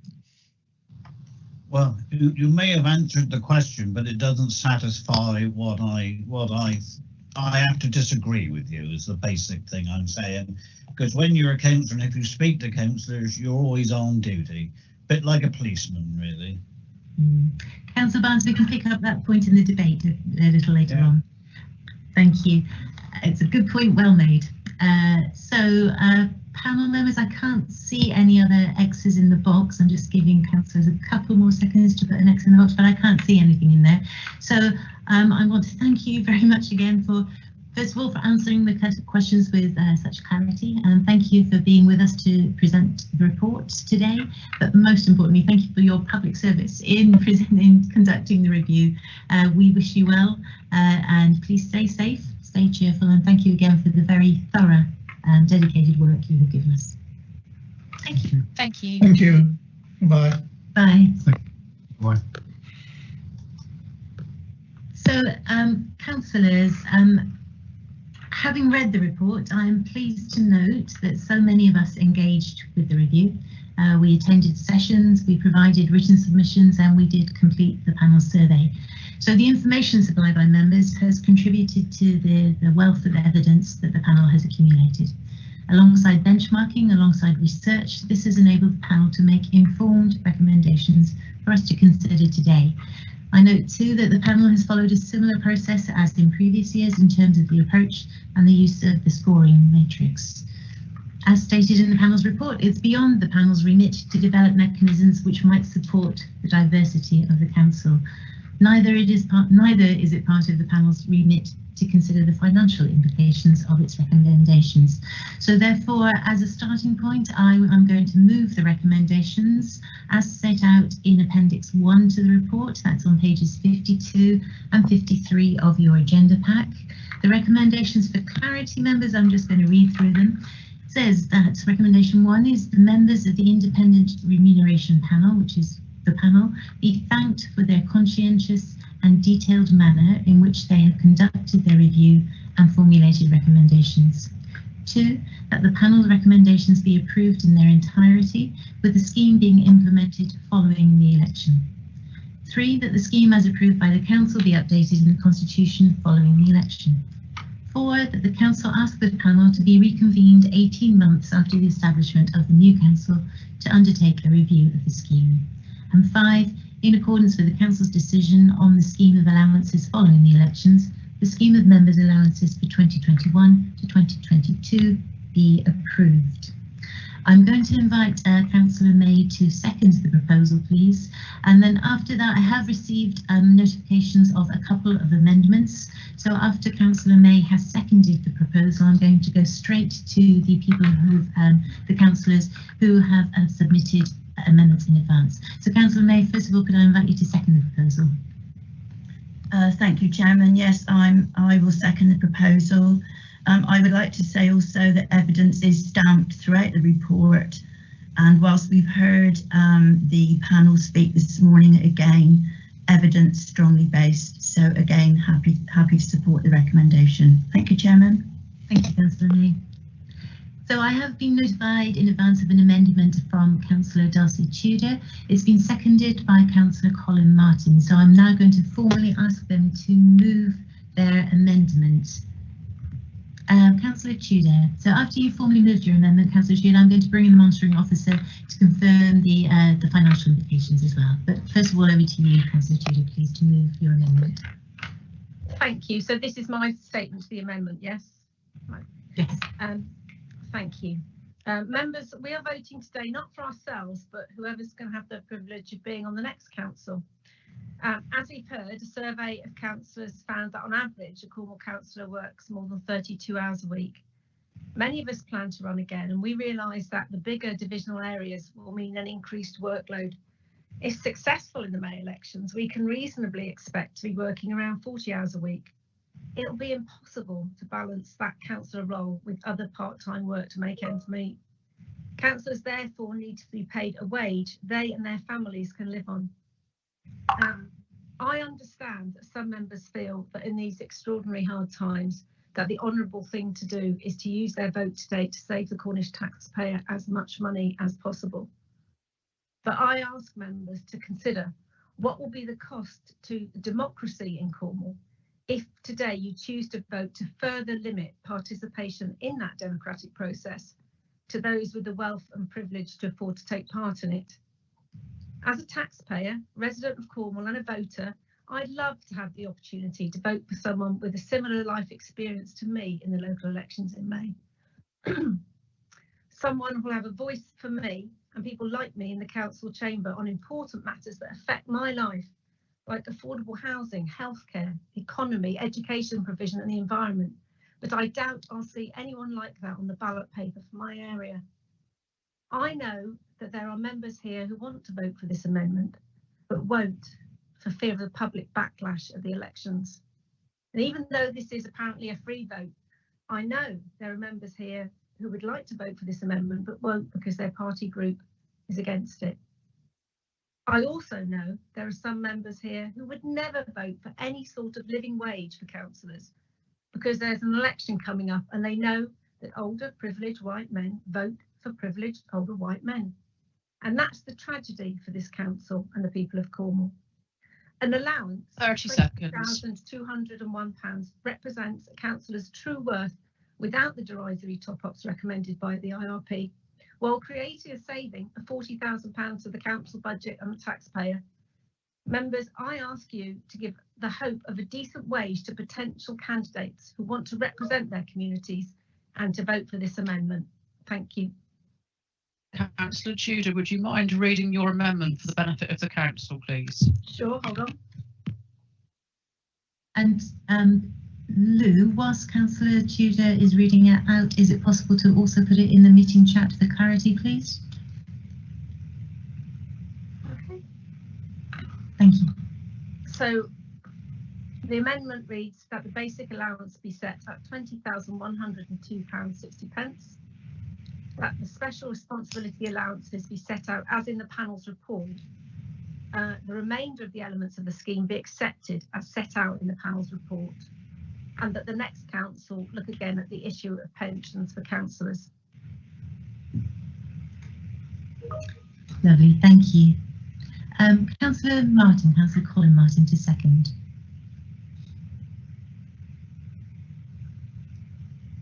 Thank you. First of all, I apologise to the panel for not raising my question at their evidence gathering session. Unfortunately, I had to do my other job that day, and I wonder if that skewed the evidence received.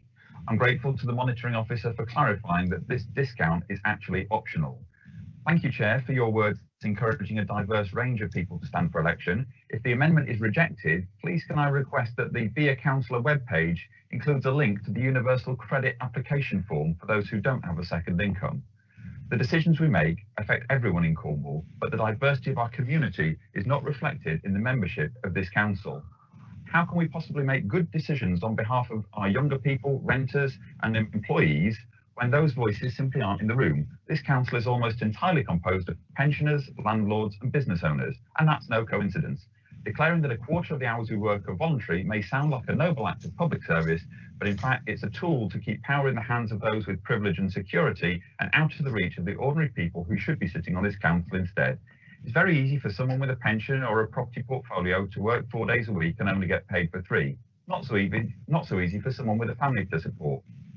I was lucky that when I got elected, my employer let me juggle my 2-day-a-week teaching job around my school schedule. But my part-time workers don't usually get that kind of flexibility, unless, of course, they're the owner of the company. Cutting the number of councillors gives us a unique opportunity to scrap the 25% voluntary discount while simultaneously reducing the overall cost of councillors' allowances. I'm not asking you to vote to give yourself a pay rise. Anyone who wishes to do so can simply ask the council to pay them the lower amount. But I am asking you to give anyone who actually needs to earn a proper wage for the hours they work, especially those who've lost their jobs in the past year, to have the opportunity for the fantastic privilege of representing their community as a Cornwall councillor. To be clear, this proposal represents a saving on the current scheme of allowances, regardless of what officers may have predicted for the future. So, fellow councillors, my challenge to all of you is not to vote against this amendment unless you are able to say the words, "This is my only income." If you can't say those words and you won't vote in favour, then please abstain. Thank you, Councillor Martin. Can I bring in the monitoring officer first, please, to confirm the financial implications of this amendment? After that, I will open the floor to debate on the amendment. So far, I can see that Councillor McClenning and Councillor Kirkham are putting X in the box. Monitoring officer.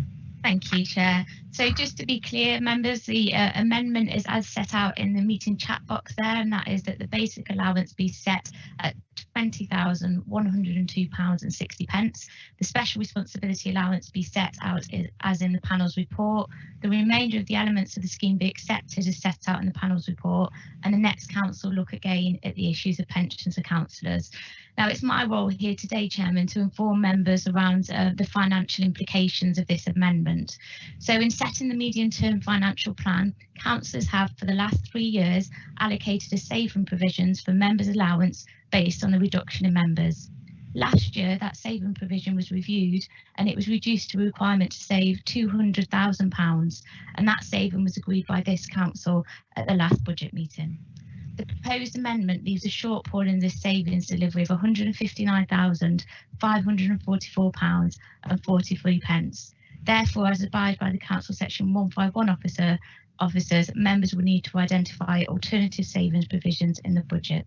So I hope this clarifies the position, Chairman, in that it does not meet the required medium-term financial plan saving that was approved by this council in the last year. So happy to take any questions. Thank you, monitoring officer. I'm going to bring point of order. I don't know if it's a point. I don't know whether to do it as a point of order or a question. As long as I get to I'll bring you on that at some point. I'll bring you. So first of all, so the order I have of people who have put an X in the box for speaking or posing a question so far is Councillor McClenning, Councillor Kirkham, and then Councillor Colin Martin. So Councillor McClenning first, please. Thank you, Chair. I've got to say, I'm angry to Councillor Martin. It's always a vindictive, spiteful attack. Particularly it's aimed at someone like me, retired. I'm a just managing guy. If I could have another job as well, I would do it. But the hours, if you're going to do this job properly, you can't have another job. You know, come out with me, Mr. Councillor Martin, see the hours I do and see how I call them, knock on people's doors when you can, and answer emails. I'm out there. People will tell you that, even your leader of your Liberal Democrat Party. So I take really angry what your comments are. And why bring up universal credit for? The fact is, if you're a full-time councillor, we're told we're paid the highest, more or less, in the whole country, but locally, I couldn't live on £21,000 a year to bring up a wife, family, house, mortgage, which I've still got, by the way, Mr. Councillor Martin, and 2 kids. So I don't know where your facts come from about what money you need. Most of them are doing, have got second jobs. So that together, you're earning much more than many councillors. I'm just a managing white guy. Yes, I'm a white guy, and I haven't retired because I do my council job. So, you know, where you come from every time is so vindictive and nasty. I think you should take a look at yourself. Thank you. So I feel there was no question in that, Councillor McLean, so I'm going to move on to Councillor Kirkham. I will be bringing in Councillor Martin later on for a right to reply. Councillor Kirkham. Thank you, Chair. I feel that Councillor McLennan was kind of making the argument a little bit there that it is a full-time job, and being a councillor is something that you do, as Councillor Barnes said earlier, pretty much all the time. My point was just to ask that you said earlier, Chair, that the independent panel aren't obliged to consider the impact on diversity of their recommendations. So my question is, if they don't, who does?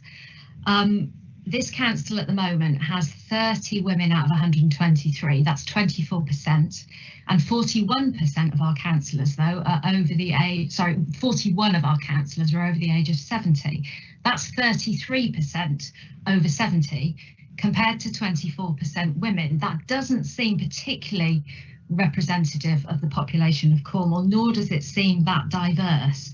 And I think that will remain until we pay councillors a wage they can live on. Councillor McLennan may be right that he would struggle to live on 21,000, but of course a lot of people in Cornwall do have to live and can live on that amount, and it would certainly help me if that rise was there. I understand though, this is a very difficult time to be talking about this issue. We're in the middle of a global pandemic.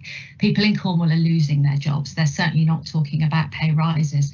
So the timing of this makes it very, very difficult. It is very hard to discuss it. But I wanted to make that point clearly about diversity and representation of this council, because I think it's an important one that should be made.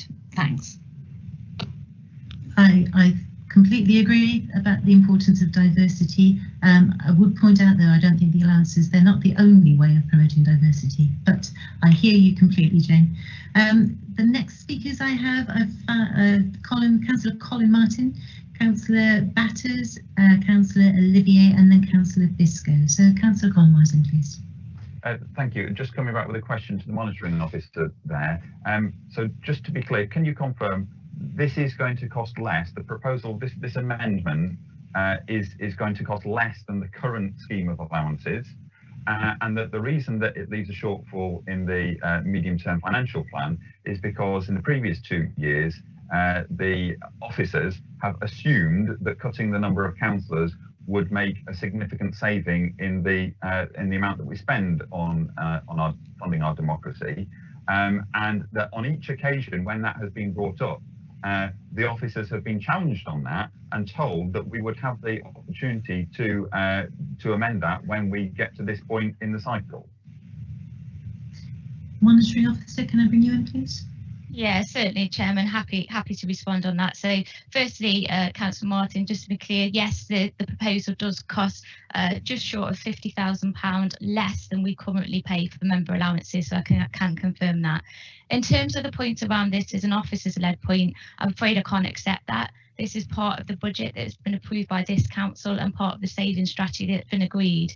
I have been questioned on this personally at the Overview and Scrutiny Committee through Customer and Support Services, and at no point have I said that this will be something we can object to later.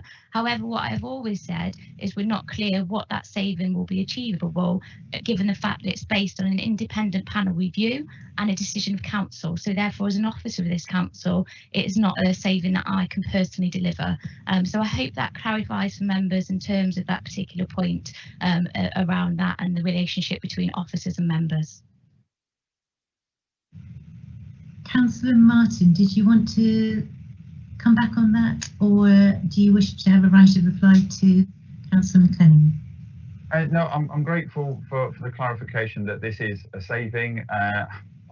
You know, I can clearly remember sitting here when the previous monitoring, the previous 151 officer made those assumptions and gave us the assurance that they could be changed later. I can't remember when the monitoring officer changed, but I certainly have a clear memory of that.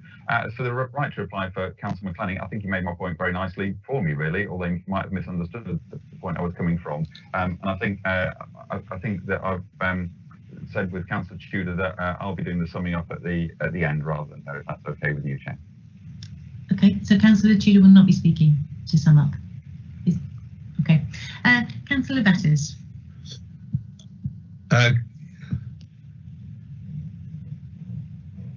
You're on microphone. Oh, you've gone away again. Councillor Batters. Looks like Councillor Batters might be having a few connection problems. Hi, you're back. Okay. My apologies. I'm just following on. I didn't intend speaking on this today, but I'm just following on from the comments made by Councillor McClenning, which I do tend to agree with wholeheartedly. First of all, I entered this job in 2013 knowing exactly how much allowance I was going to get per year. I was quite happy with it. I came on to serve the public, and I've enjoyed every minute of it for nearly the last 8 years. But 32 hours, sometimes one has to think about it. 32 hours. As anyone in this county knows who works in a rural area, that is impossible to do. We have floods, culverts, drains, all the headaches of a rural area. I knew what I was getting into.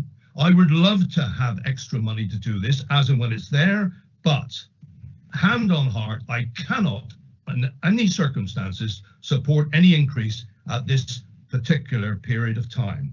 This is a very hard area and period of time we are in, and I cannot hand on heart support it. And I would support what Councillor McClennan has said. There's two ways of looking at this. I do have a second job, but it does not involve working daytime. It's evenings and weekends, and that's it. I would not allow it to interfere with my Cornwall Council work, but I cannot support this increase in this present period of time. Thank you. Thank you, Councillor Matters. Councillor Olivier. Yeah, thank you, Chair. I have some sympathy with the arguments put forward by Dulcie and Colin, but though I would say that if you want Cornwall Council to become more diverse in a way that reflects the population of Cornwall as a whole, it's about more than uplifting the allowance. That's important, but you need more changes to the local political culture than just improving councillors. There's more to it than that. But I appreciate the objective of trying to make the council more diverse. What I would say, where I think they've made a mistake, is to present this, as far as I can see it, as a one-off jump. If you'd set a target to be reached after a certain period of years, say the end of the next council, that would have been reasonable. But it is really, really insensitive in some ways. It's not dishonest, but insensitive to propose a really, really substantial one-off rise. So I can't support that amendment at this time. I think it's just a bad idea. If you're going to have some substantial change, it has to be phased in. Thank you, Chair. Councillor Olivier. Councillor Biscoe, please. Chairman. Chairman, thank you very much. I'm surprised to hear about the social discount, and I kind of read this amendment as being a way of replenishing or of getting back to square one, really, of looking at things from the point of view of there not being a social discount. I don't have problems with the I don't have problems with the I don't have problems with the principle of a social discount, and I don't disagree with people who say this is an insensitive time to increase the allowance. However, I do want to know when the decision was made and by whom to exercise our discretion in adopting a social discount, because it is a discretionary decision, and so therefore at some point there must be a minute of this council that specifically says we will adopt that discretion. And I'm sorry, my recollection is not perfect, but I cannot recall ever having debated that matter. Now, the panel, my second point is this: if this decision did not rest with members, but was assessed by an independent remuneration panel who invited evidence, sifted the evidence, looked at data, came to conclusions, the recommendations that this panel have brought forward would be the decision. Unfortunately, they're asked to make a recommendation, one, to the people who are going to receive this, and two, to people who are operating not necessarily from the point of view of fairness, but from the point of view of what is politically possible. And in those terms, there's constantly a mismatch between the recommendation and the outcome. And that is to the detriment, Chairman, of all those things about equality, opportunity, access, younger people coming into the country. Well, I think you've just been muted, Councillor Biscoe. I have a feeling that you've been muted because you went over time. So I'm going to bring in Mel to answer your point about the... Yeah, I'm happy to do that. I just want to be clear that we did not mute Councillor Biscoe. So just to be clear, we didn't mute him because it was over time. So okay, sorry, he just kind of disappeared off my screen. I just thought he'd been muted. Sorry, apologies. Monitoring officer to answer Councillor Biscoe's question about. So in response to when did this council first look at and consider the public service discount? So as part of the report that was presented to members for this meeting, you will see in there that you've got the previous decisions in relation to the independent remuneration panel, and this was last considered fully by the council in 2017 when it was setting its basic allowance. So it's part of that 2017 consideration. In terms of the other points, Chairman, that Councillor Biscoe has raised, I don't feel it's appropriate for me to comment or oppose any response to those, but just responding on that one particular point. Lovely. Thank you, Monitoring Officer. I'm sorry, the remuneration panel made a recommendation based on the fact that the council had exercised its discretion. I want to know when the council exercised that discretion. Okay, thank you, Councillor Biscoe. I can't see any other questions relating to this amendment in the chat box. I'm going to give another couple of seconds in case a councillor has a question directly related to this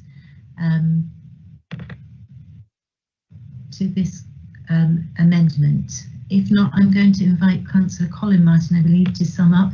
Before doing so, I'm going to read out the statement in the chat box. The amendment as submitted by Councillor Tudor and seconded by Councillor Martin. So the recommendation reads as follows. 1, that the members of the Independent Remuneration Panel be thanked for the conscientious and detailed manner in which they have conducted their review and formulated recommendations.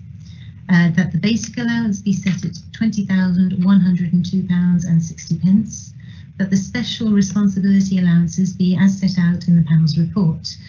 That the remainder of the elements of the scheme be accepted as set out in the panel's report. That the next council look again at the issue of pensions for councillors.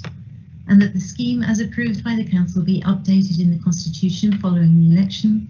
That the council ask the panel to be reconvened after 18 months after the establishment of the new council to undertake a review of the scheme.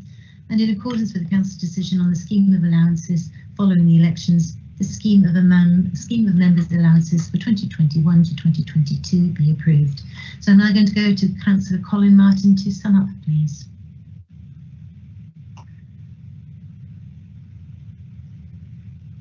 Thank you. I don't think there's a great deal to say. I think actually Councillors Batters and McClenning both made my point beautifully. They both said that the job takes more than the hours it's paid for, and that they, like so many other councillors, myself included, have other incomes to subsidise their council allowance.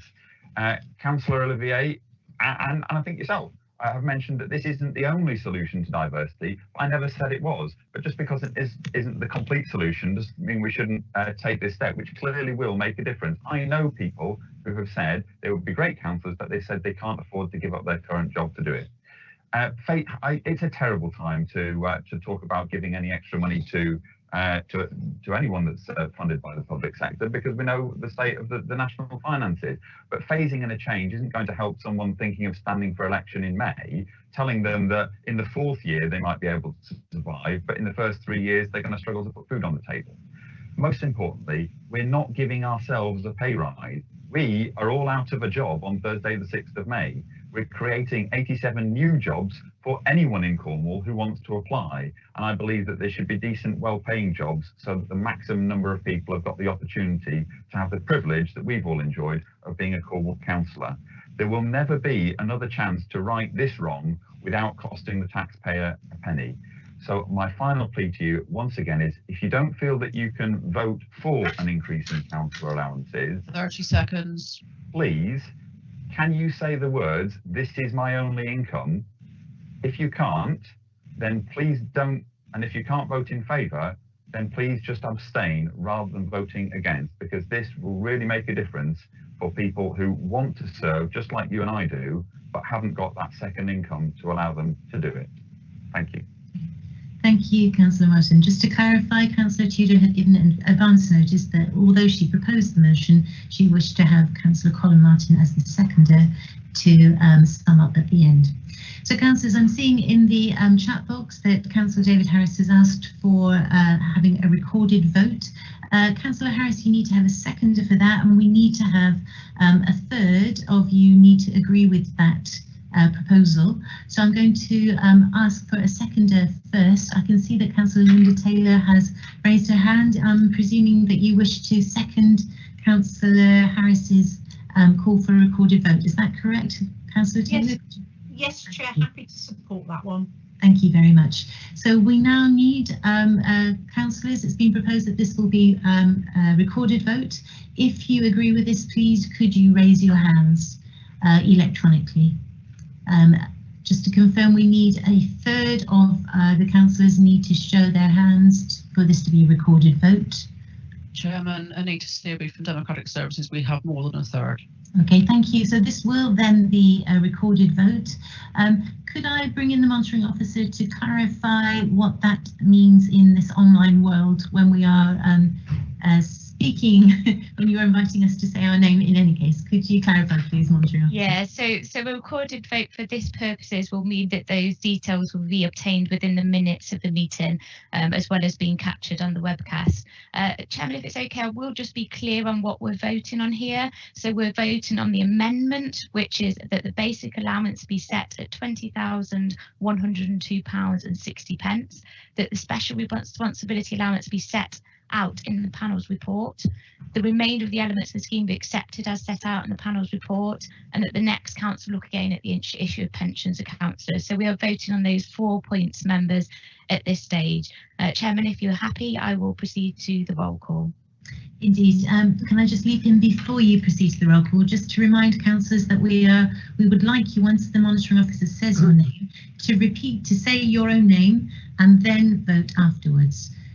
Just to add an extra level of clarity and transparency to our voting online. So just to repeat that when the monitoring officer calls you in to vote, please say your own name first and then how you are voting for, against or abstention. Thank you, monitoring officer, over to you. Thank you, members. So I'm going to go to the vote on the amendment on the independent remuneration panel recommendations as confirmed. If members can confirm their name, for, against or abstain. Alvey. Councillor Alvey, against. Atherfold. Councillor Atherfold, against. Barnes. Stephen and Barnes, abstain. Bastin. Councillor Bastin, against. Batters. Chris Batters, against.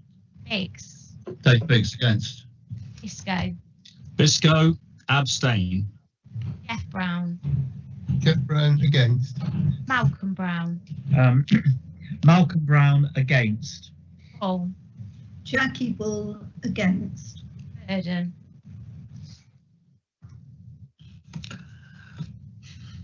Councillor Burden, can you confirm your vote for me, please?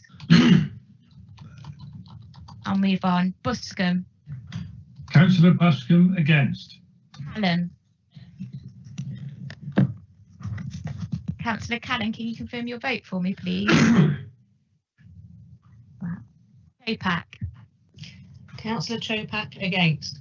Code. Red Code abstain. Cole. Dick Cole against. Collins. Councillor Collins, can you confirm your vote for me, please? Jeff Collins against. Thank you. Quaker. No, it's the chairman, I believe. Councillor Craker has left. Yes. Yeah. Davis. Councillor Davis against. Law. Councillor Dorr against. Desmond. Against. Dolphin. Councillor Dolphin abstain. Duffin. Councillor Duffin. Joyce Duffin against.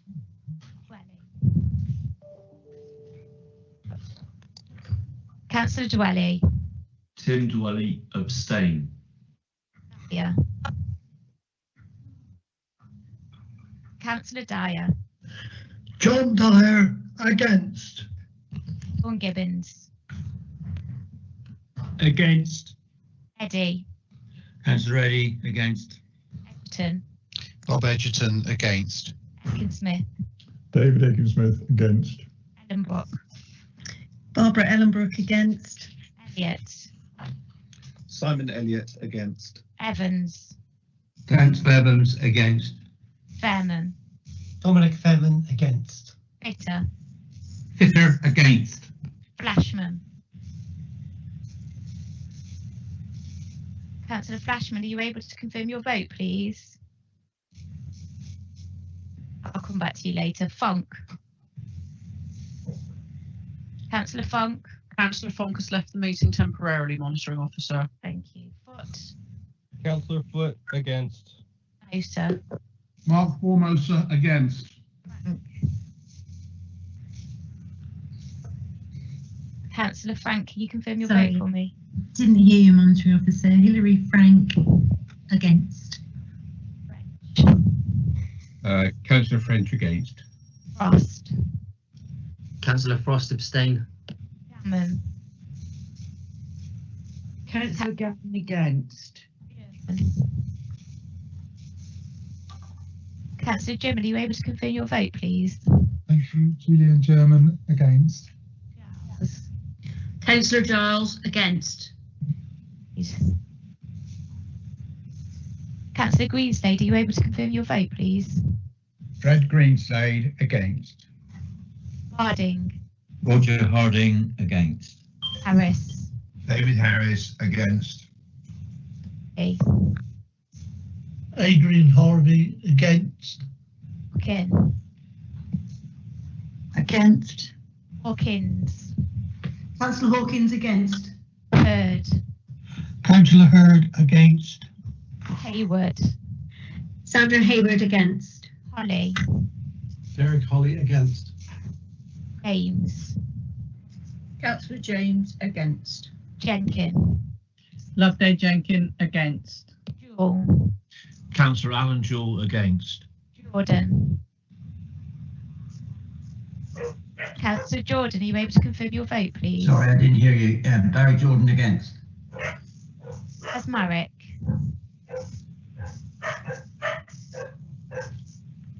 I've got a bit of background noise there, councillors, with barking dogs, so can I just ask if you're not casting your vote, you mute your mic. Councillor Kasmarek. Moving on, I don't believe he's in the meeting. Keeling. John Keeling against. Kenny. Joanna Kenny against.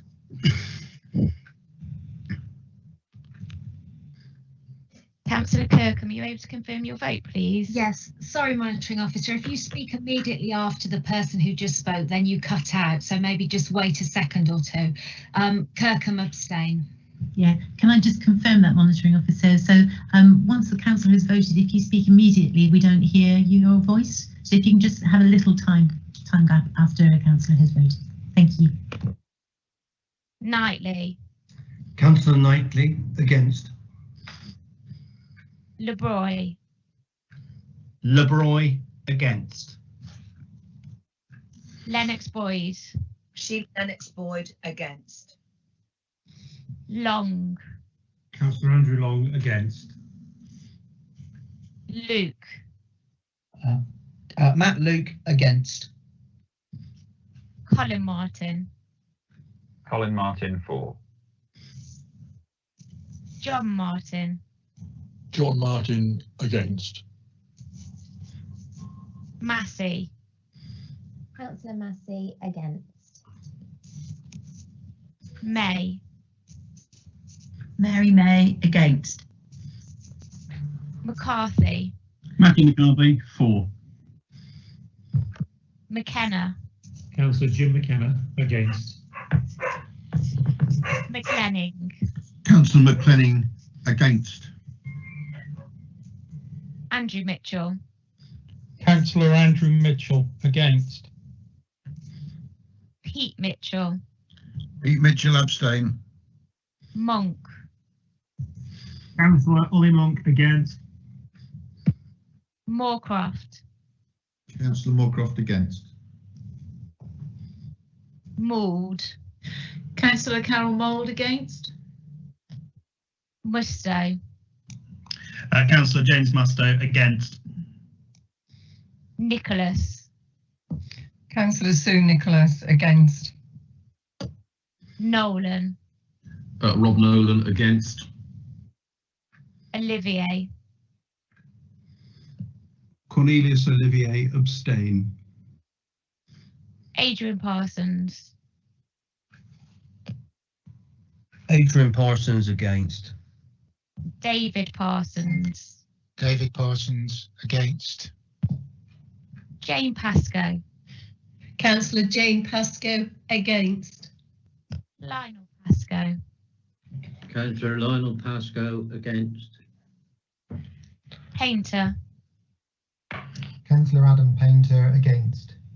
Pears. Councillor Richard Pears against. Pollard. John Pollard against. Pugh. Richard Pugh against. Rand. Julian Rand, Councillor Julian Rand against. Rich. Councillor Derek Rich against. Robinson. Richard Robinson against. Rogerson. Pat Rogerson against. Rotchell.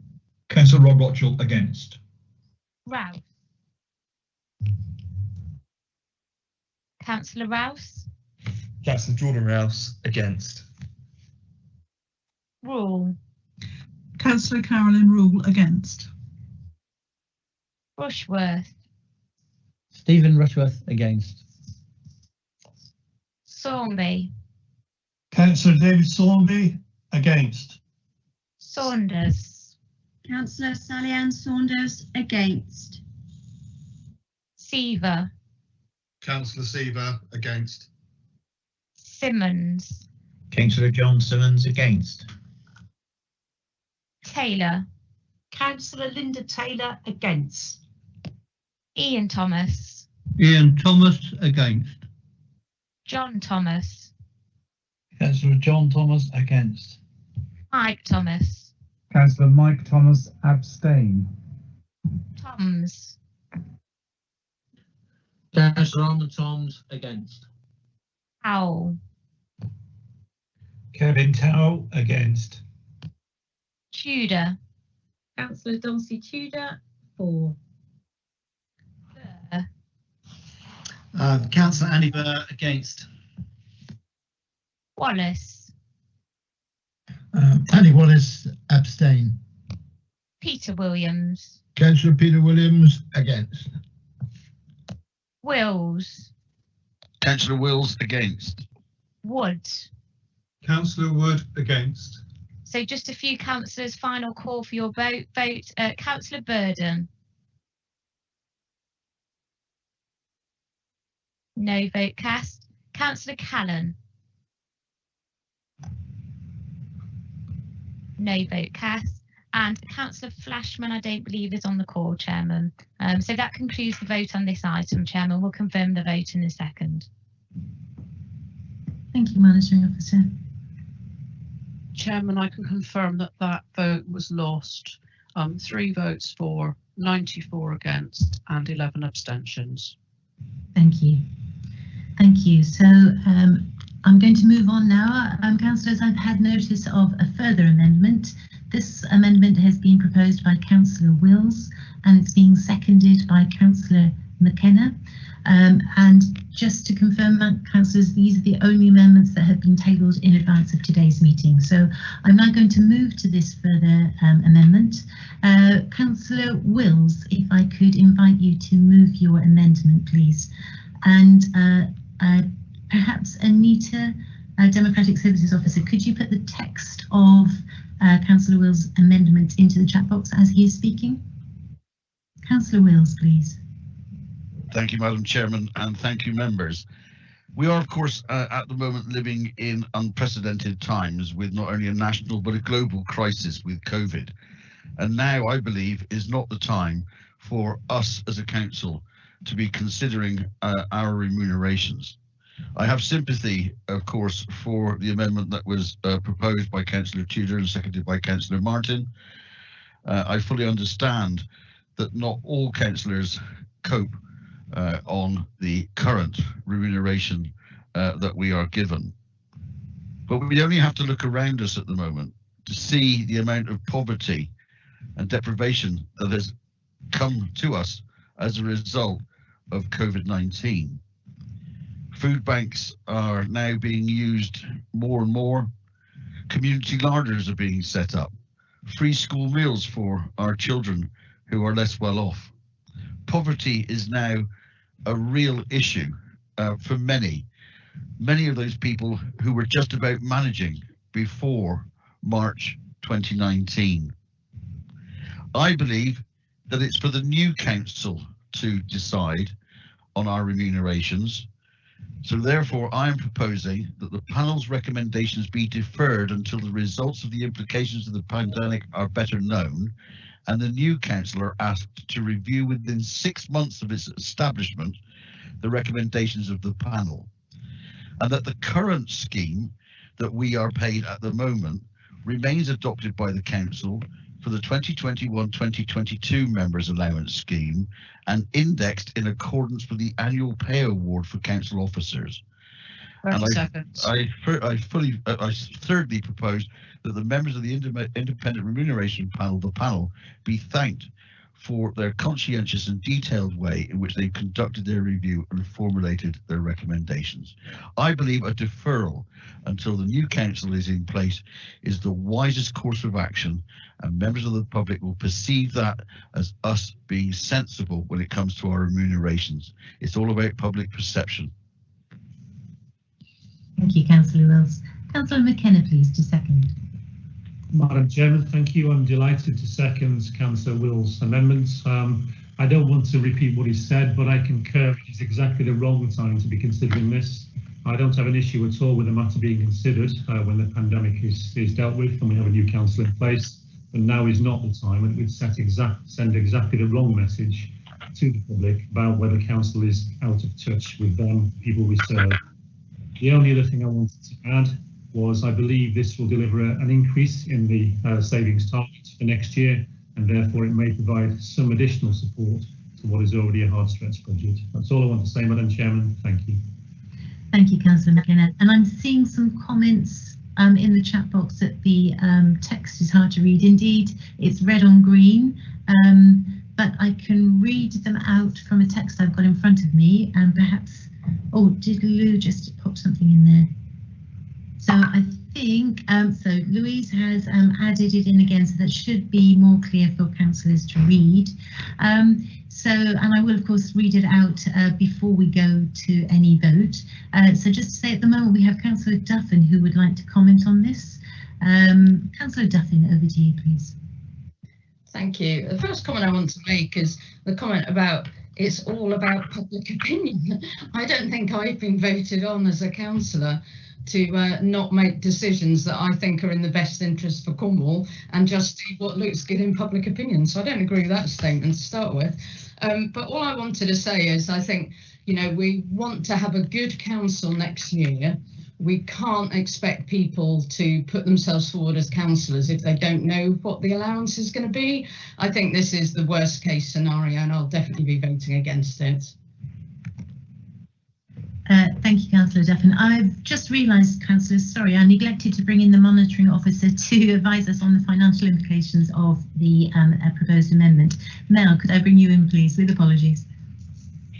No problem. Thank you, Chair. So just in relation to the amendment, so the recommendations as proposed by the independent remuneration panel would see a reduction in the member allowance budget of £432,443. In terms of this amendment, subject to any review after 6 months, this would deliver a saving of £535,338.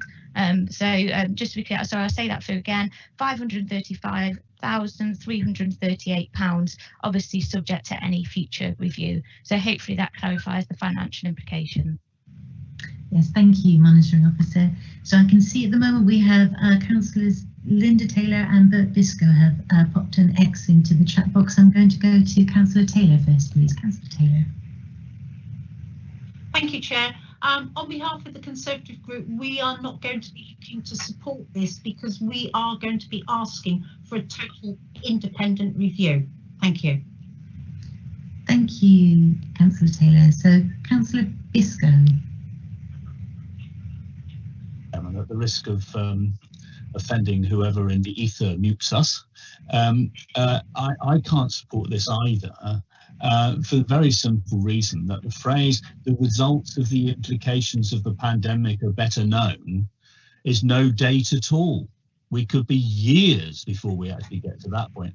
My understanding is that the last review by the remuneration panel took place in 2017. Correct me if I'm wrong. If we don't take account of their review results this time, and how much does it cost us to actually put the review on, then that means that the next review Thanks so much. could be 8 years. Could be 8 years, Chairman. Now that means that members are going to be well behind. If, as people are saying, we want to have people coming forward who've got the ability and the aptitude and the time to actually do this, and there is a diverse representation, then we must at least keep ahead of our own somewhat parsimonious schedule of payments, and we must review on a regular and systemic basis. This defies any system, Chairman, and I couldn't support it simply for that reason. If there was a date, then I might think differently, but I don't. Thank you, Councillor Biscoe. I believe there are some councillors in the ether who have figured out how to mute other councillors, I think is the conclusion we're reaching here. Councillor Parsons, if I could bring you in, please. Thank you, Chairman. Just to say, I find this a disappointing amendment. For the proposer and seconder to say that this is the right thing to do in view of public perception prior to an election, but it's possibly okay to accept it after an election, kind of makes me question what the motives are. And for all the reasons that Councillor Biscoe laid out as well, I won't be supporting this recommendation. Thank you. Thank you, Councillor Parsons. I have Councillor Olivier and then Councillor Tudor for questions. Councillor Olivier. Chair. Thank you, Chair. Sorry, can you hear me? Oh no, what's happened? I can hear you, Councillor Olivier. Oh, right, sorry. I can see you as well. Oh, that's right. Sorry, I for some reason have lost contact apart from that. Yeah, I simply want to clarify with the people who've proposed and seconded the motion exactly what they are proposing. Are you saying you want the recommendation to go ahead, but simply a year later? Is it that's my question? Is that, you know, what exactly are you asking us to vote for, or are you saying that the review after the next election should consider the whole subject again? In I take the point about this is not a good time, when so many people are in hardship in Cornwall to be proposing any kind of rise. I take that point, but what are you proposing is what I want to know.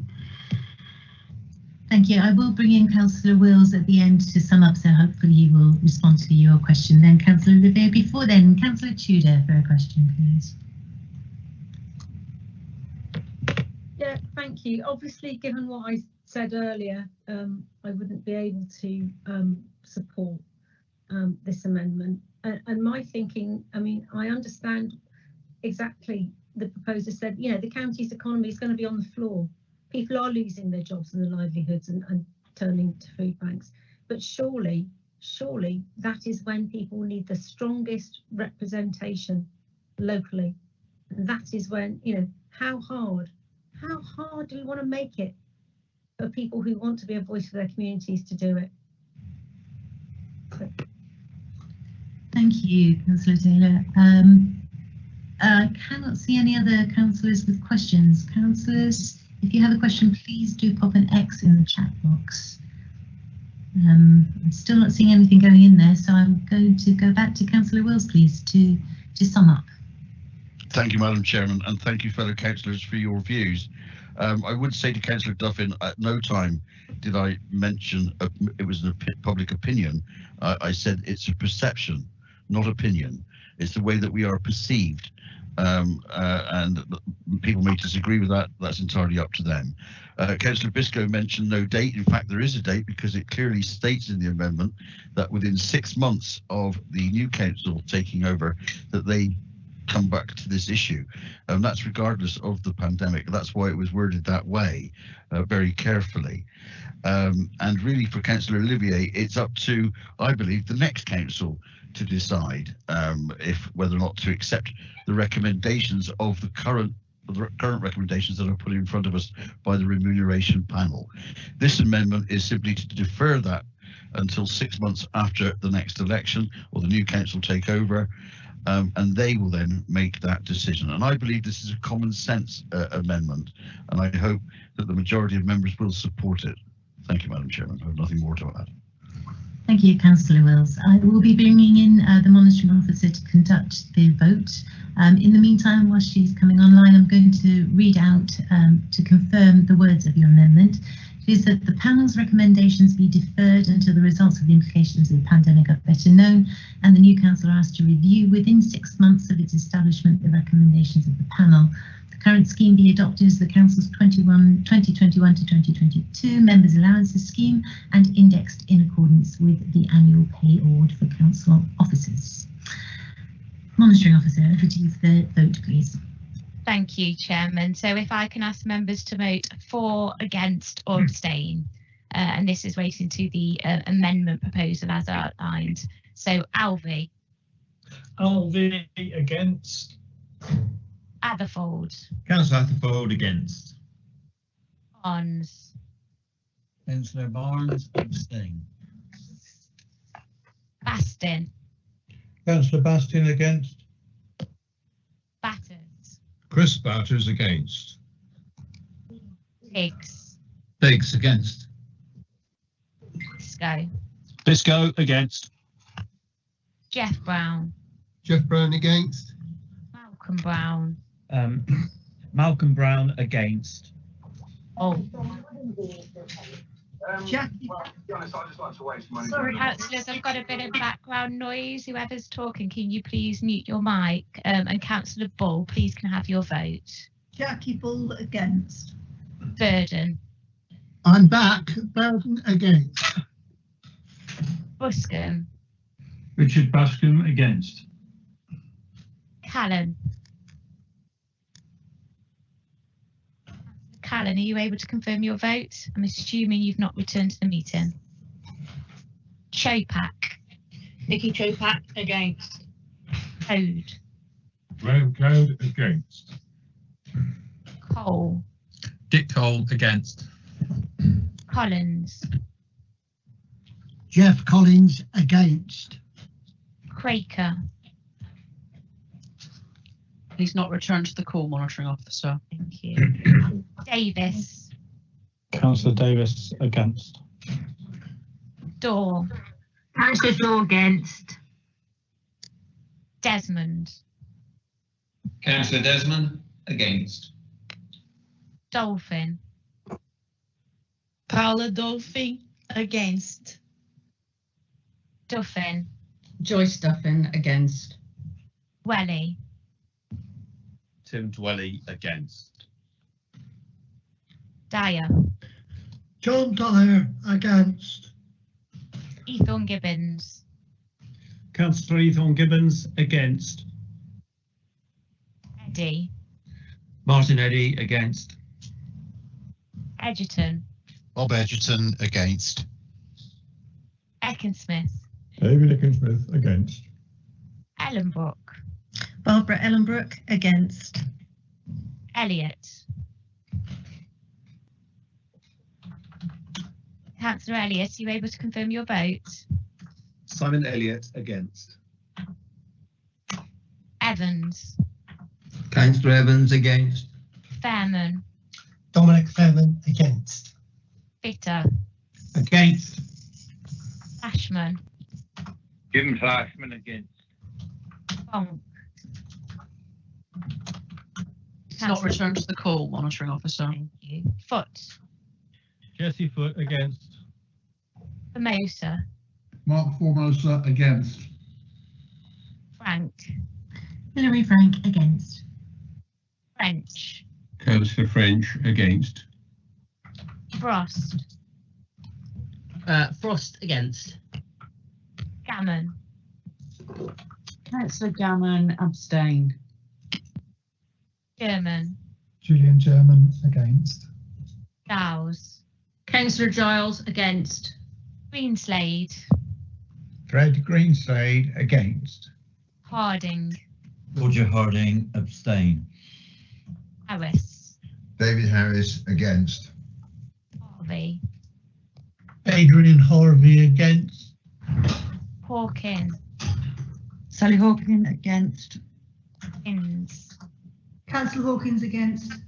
Hurd. Councillor Hurd against. Hayward.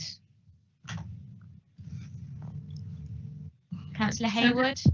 Sorry, Sandra Hayward against. Holly. Against Holly. James. James against. Jenkin. Loveday Jenkin against. Jewell. Councillor Alan Jewell against. Jordan. Barry Jordan against. Kasmarek. Against. Keeling. John Keeling against. Kenny. Joanna Kenny against. Kirkham. Against. Knightley. Councillor Knightley against. Roy. LeBroy against. Lennox Boyd. Sheila Lennox Boyd against. Long. Councillor Long against. Duke. Matt Luke against. Colin Martin. Sorry, against. Colin Martin against. Thank you. John Martin. John Martin against. Massey. Councillor Massey against. May. Mary May against. McCarthy. Matthew McCarthy against. McKenna. This is going well. Councillor McKenna in favour. 4. McLenning. Against. Andrew Mitchell. Councillor Andrew Mitchell against. Pete Mitchell. Pete Mitchell against. Monk. Ollie Monk against. Moorcroft. 4. Mould. Carol Mould against. Musto. James Musto against. Nicholas. Councillor Sue Nicholas against. Nolan. Rob Nolan against. Olivier.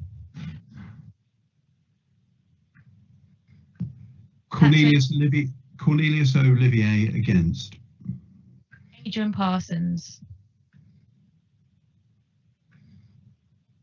Councillor Adrian Parsons, are you able to confirm your vote?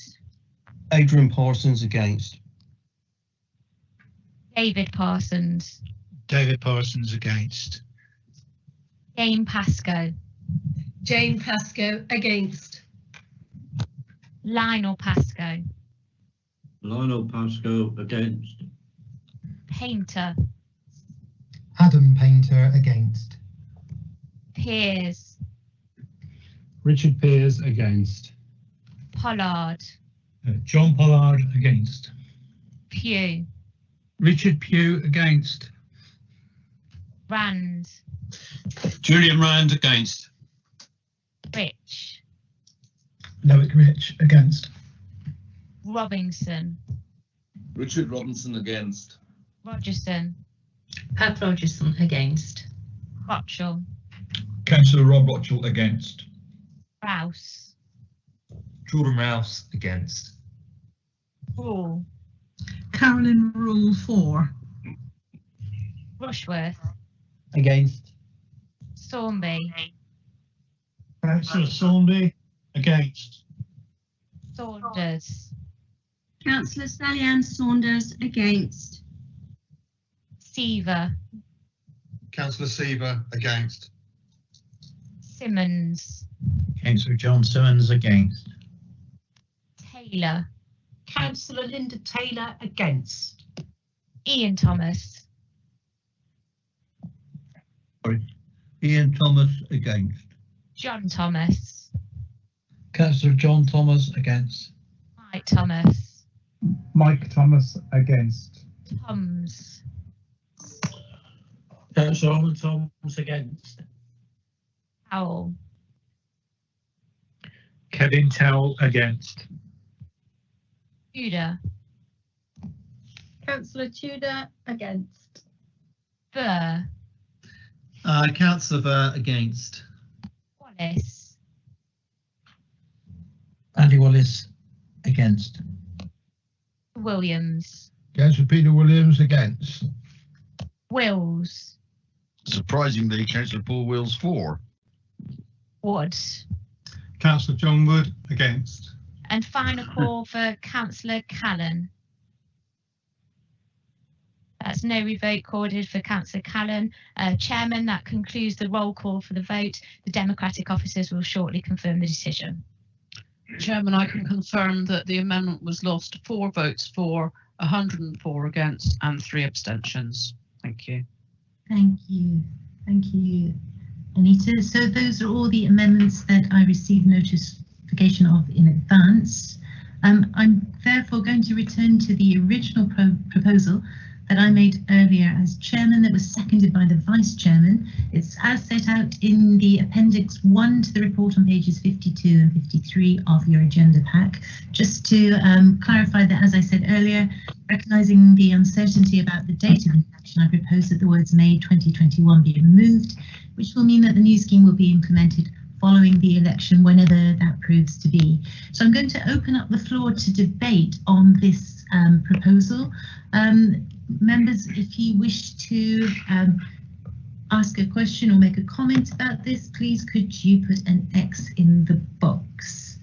I'm just looking. I think, sorry, I missed, was it Jim McKenna first there? I think Jim McKenna. Councillor McKenna, if you'd like to come in, please. Madam Chairman, it's just a question on the constitutional situation. If this particular recommendation falls, if we don't approve it, what is the constitutional position? Because I understood we had to have something agreed each year in relation to this. Yes, so if a very good point, Councillor McKenna. So if the proposal falls, then there will be then we will have nothing on the table, but we are still required to have a scheme of allowances. So then I would, I'm suggesting that I would propose the following I wonder if we need to put this in the side box. If this one falls, then I would move the following, which is that the existing members' allowances scheme continues until the new council seeks to formally review it, with the annual index to be applied being based on the annual pay award for Cornwall Council officers. So that would be the fallback position if this recommendation, if this proposal falls. So for the point of clarification, Madam Chairman, is that the same as what we just voted against? I think there's more clarity because there has additional text in about indexing it to the annual pay award for Cornwall Council officers. Perhaps I could bring the monitoring officer to comment.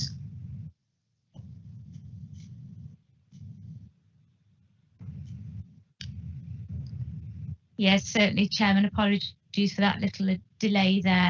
Just give me 1 second, Chairman, just to have a look at that. So it says the existing members' allowances scheme continues until the new council seeks to formally review it, with the annual index to be applied being based on the annual pay award for Cornwall Council officers.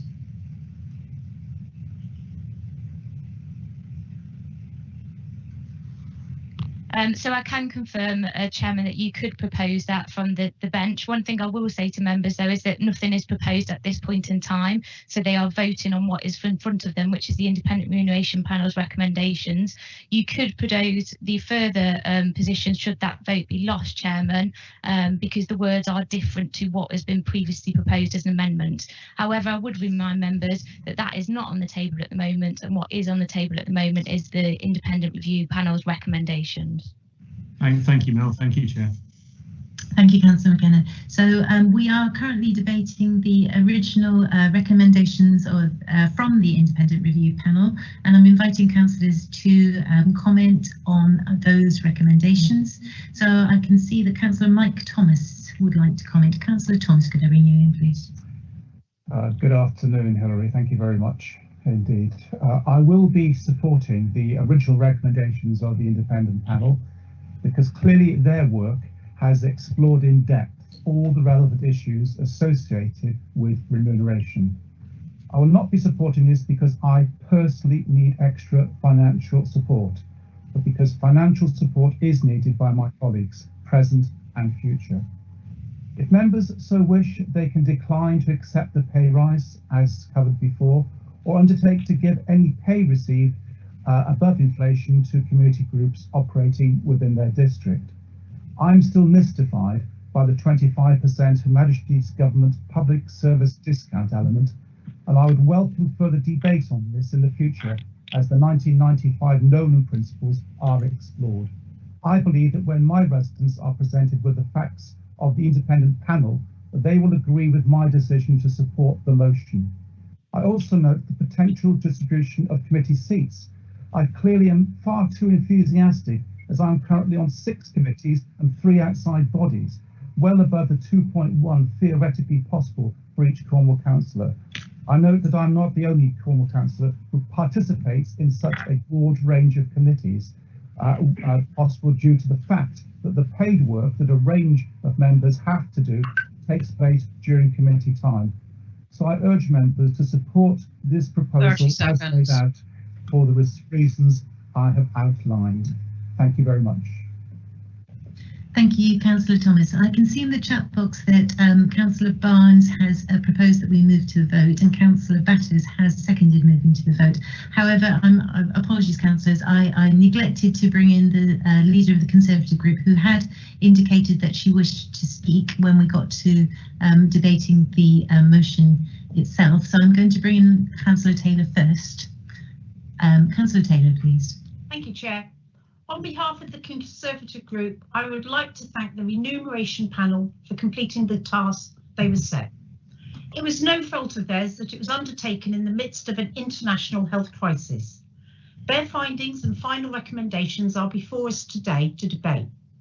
I speak on behalf of the Conservative group and will state clearly to this chamber and to the residents of Cornwall why we are taking the decision not to support those recommendations. This pandemic has cast a long, dark shadow over the Cornish economy, the consequences of which will be with us for years to come. Many of our friends and family have already lost their jobs or been forced to take reduced wages. Companies have failed, and inevitably many more will follow them. The signs are good that with the vaccine becoming available, we will turn the corner on this dreadful disease. But let us acknowledge that this is going to be the start of an economically tough era.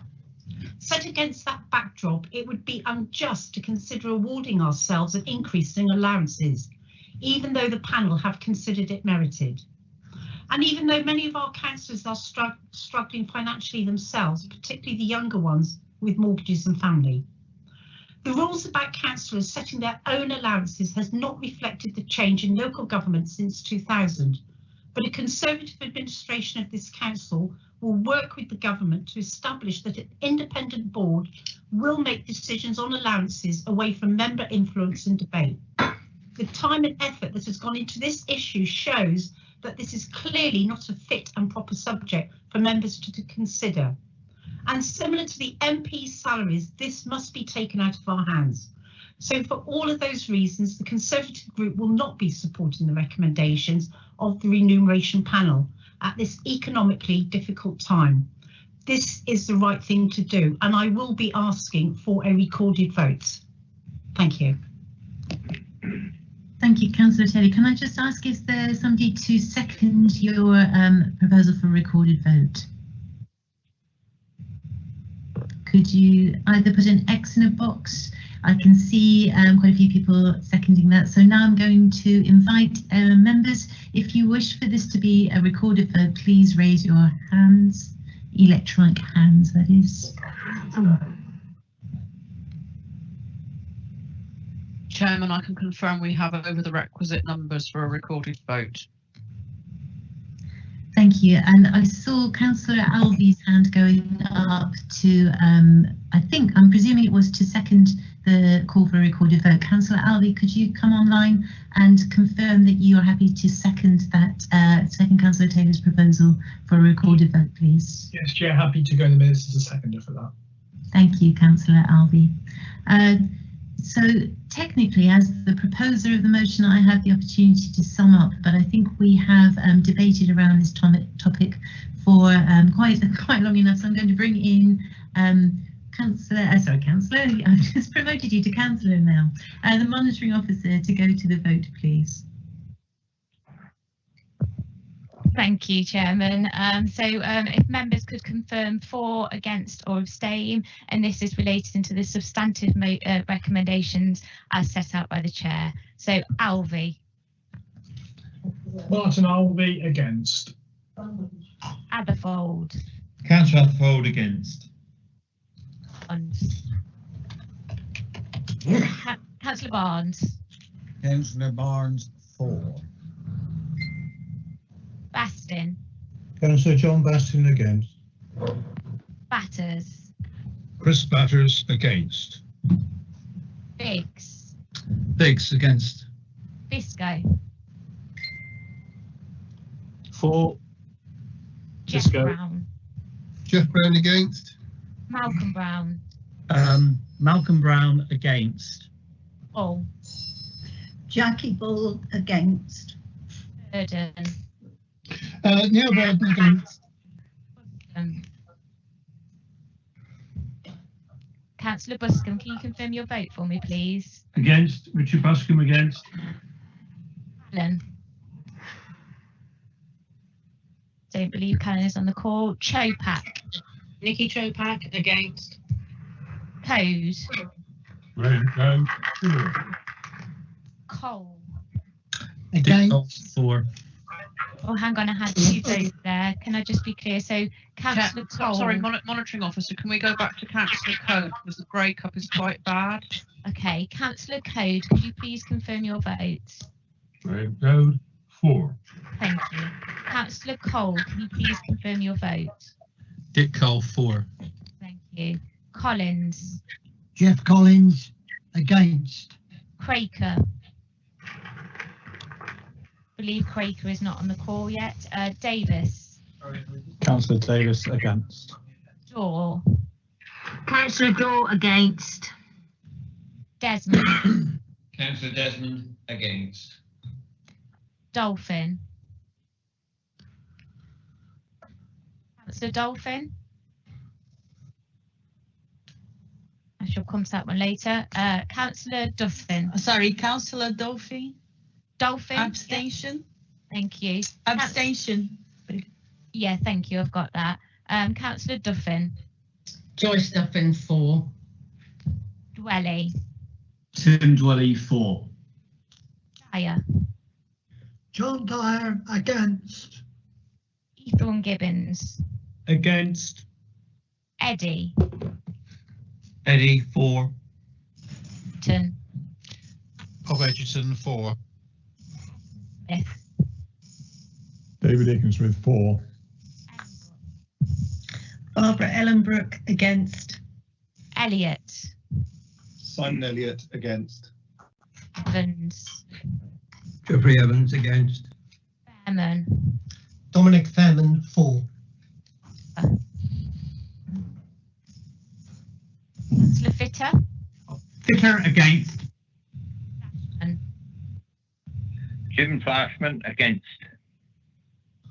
Funk. Mario Fong abstain. Foot. Councillor Foot against. Formosa. Mark Formosa against. Frank. Hilary Frank 4. French. French against. Frost. Frost 4. I am getting quite a bit of background noise there, members. Can I ask you mute your mic if you're not voting? Gammon. Councillor Gammon 4. Thank you, Councillor Gammon. German. Julian German 4. Giles. Councillor Giles against. Slade. Greenslade against. Harding. Roger Harding against. Harris. David Harris against. Harvey. Adrian Harvey against. Hawkin. Sally Hawkins 4. Hawkins. Councillor Hawkins abstain. Hurd. Councillor Hurd against. Hayward. Sandra Hayward against. Holly. Against. James. Sue James 4. Jewel. Councillor Jewel, are you able to confirm your vote? Against. Thank Councillor you. Jewel against. Jordan. Barry Jordan against. Marek. Against. Mal, you missed me. Apologies. Jenkin. 4. Keelan. Against. Penny. Against. Kirkham. Kirkham. 4. Knightley. LeBroy 4. Councillor Knightley. Against. Councillor LeBroy. LeBroy 4. Lennox Boyd. Councillor Lennox Boyd against. Long. Councillor Andrew Long 4. Luke. Matt Luke 4. Colin Martin. Colin Martin 4. John Martin. John Martin against. Massey. Gemma Massey against. May. Councillor May. Mary May 4. McCarthy. Matthew McCarthy 4. McKenna. Jim McKenna against. McLenning. Councillor. Against. Thank you. Andrew Mitchell. Councillor Andrew Mitchell against. Pete Mitchell.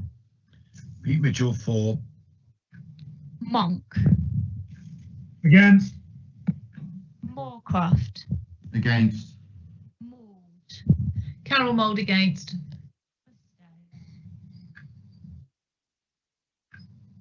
Councillor Musto. James Musto against. Thank you. Nicholas. Sue Nicholas against. Nolan. Rob Nolan against. Olivier. 4. Cornelius Olivier 4. Adrian Parsons. Adrian Parsons against. David Parsons.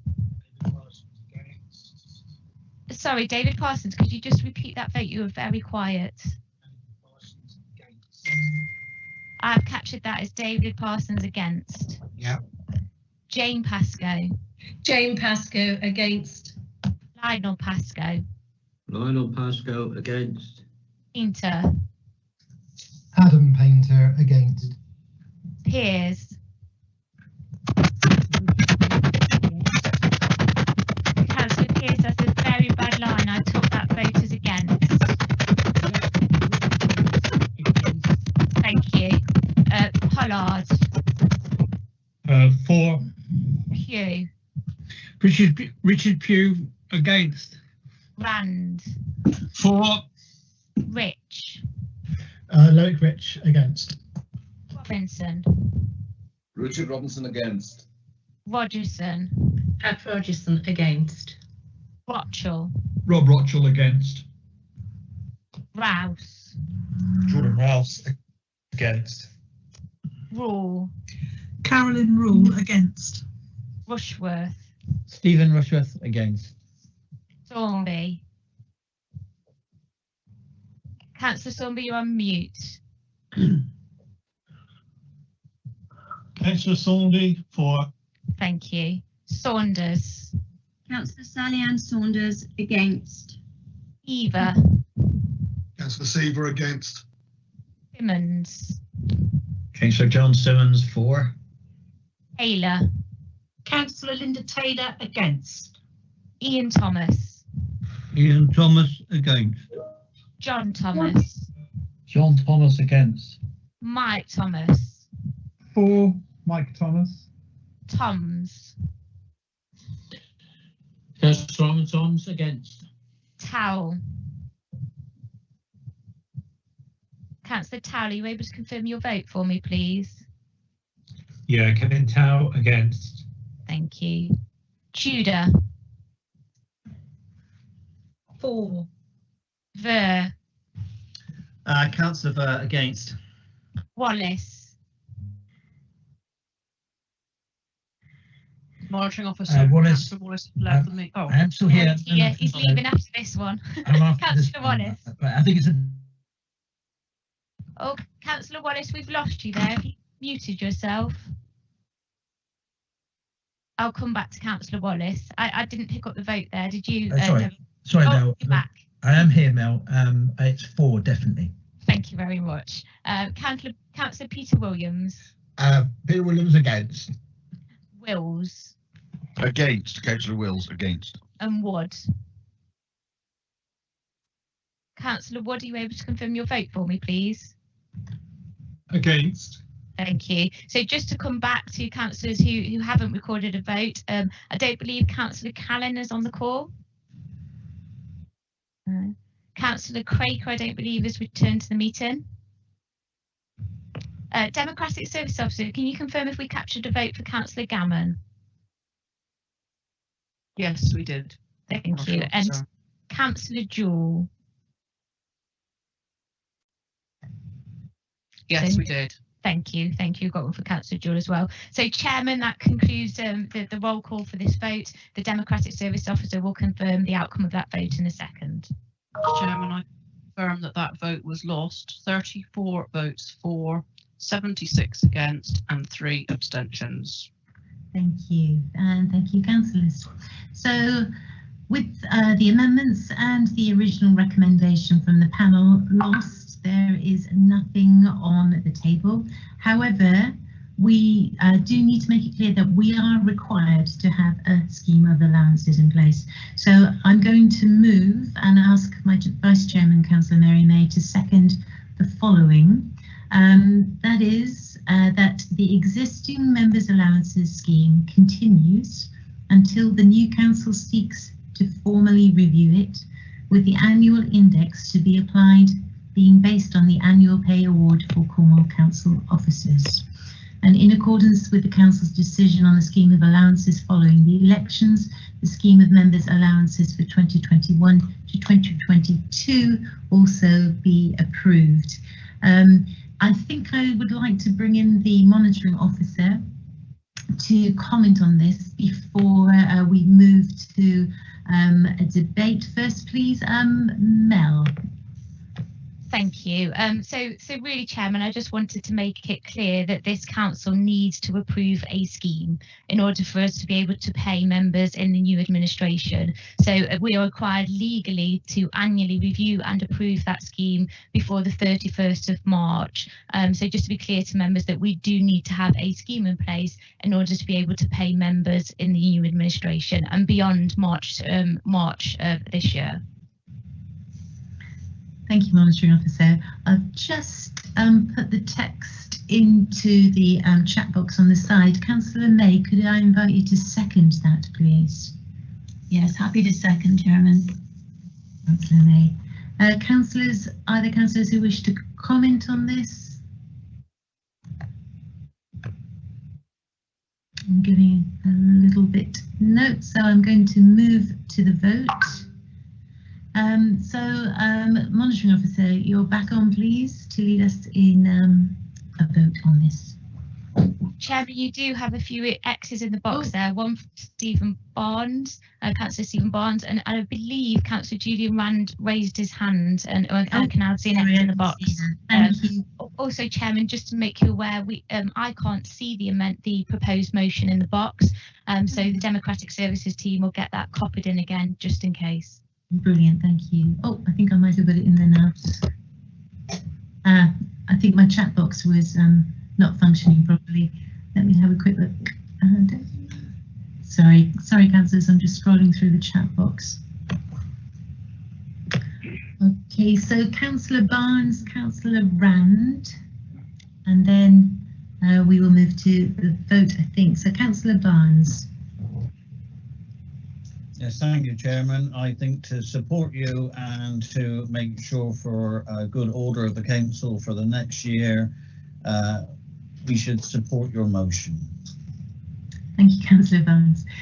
Councillor Rand.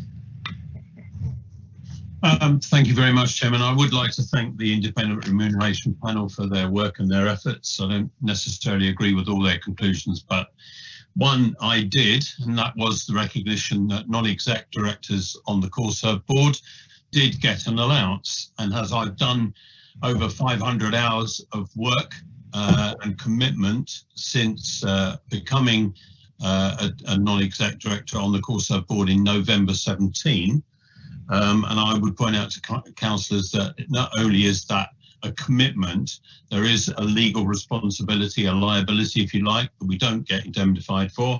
There are only two of us, and I would like this to be reflected in this vote. So leave it as is, if you like. I don't agree with that, but certainly I feel that Richard and myself, again, he may have a different agreement on this for political reasons, who knows.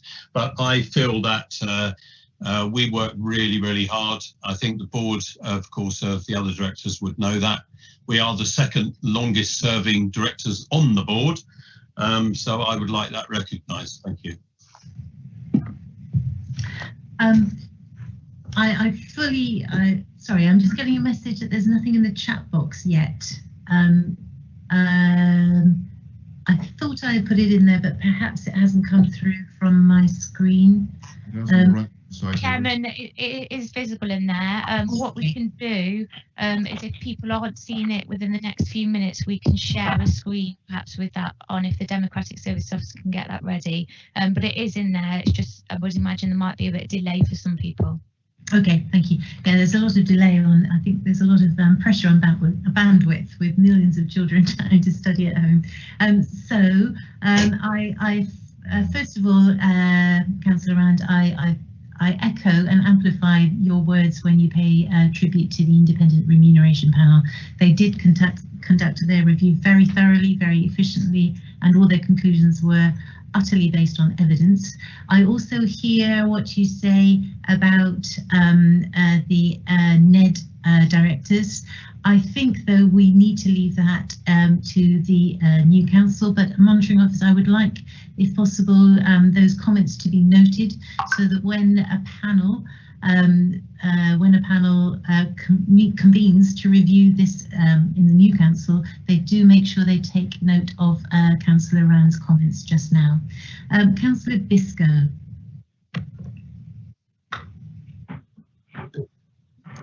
Chairman, I apologise to you in advance, but I'm going to take issue with what you've just said. I supported Julian Rand and Richard throughout their campaign with the remuneration panel, and they have spoken carefully and thoughtfully and with evidence in various council meetings on this matter. And it does seem to me that it would be simply unjust to not carry that one recommendation from the panel through into what we decide in order to ensure that some remuneration is made to those people who are conducting their role as non-executive directors on Corserve. It just doesn't have the ring of reality about it not to recognise that, when we recognise so many other contributions which actually take less responsibility and in many cases less time. So I'm minded to move an amendment which is to replicate everything that you have proposed, but to add to it the recommendation that a special responsibility allowance is paid to non-executive directors of Corserve. I hear you, Councillor Biscoe, I hear Councillor Rand, and you put the case extremely eloquently, as always, and I'm very willing to take that on board and incorporate it into the recommendation I've just made. I just wish to bring in Councillor May to check that she is also happy with that. And whilst Councillor May is coming in, perhaps I could bring in the monitoring officer for some clarity around the wording of that, please. Yes, happy with that, Chairman, thank you. Thank you, Councillor May. Monitoring officer. Yeah, so members, just to confirm, in addition to the wording that has already been proposed by the chairman and is in the chat box for ease of reference, there will be an additional recommendation that the Corserve non-executive directors receive a special responsibility allowance in accordance with the independent remuneration panel's recommendations. So that will be an additional recommendation in relation to those stated within the chat box. Assuming, Chairman, you're content with that wording. I am indeed content with that wording. Thank you, Monitoring Officer. Councillor McClenning, I see that you. Oh wait, sorry. Before that, I'm going back up the chat box, and I see that Councillors Fitter, Jenkin, and then McClenning have questions. I hope I haven't left anybody out, but my chat box is getting a bit clogged at the moment. So, Councillor Fitter.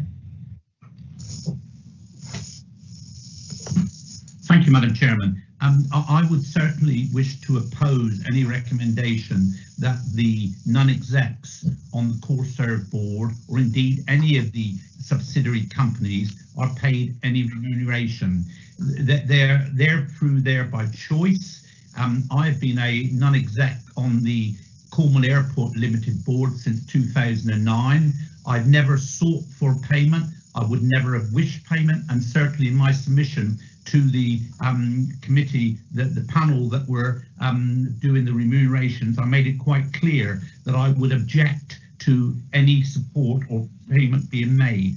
It is very, very difficult because they stand aside and they're bound by their responsibilities as a board member to that board, be it the Corserve board as I am to the Cowell board. So I cannot interrelate with what action I take on the Cowell board with members of the council. So as such, it is a stand aside duty, and there should be no question at all that we, the ratepayer, or indeed Cornwall Council, should pay. If the subsidiary company, Corserve, wishes to reward that Cornwall councillor, then of course that is a matter for them. But Cornwall Council itself should not do it.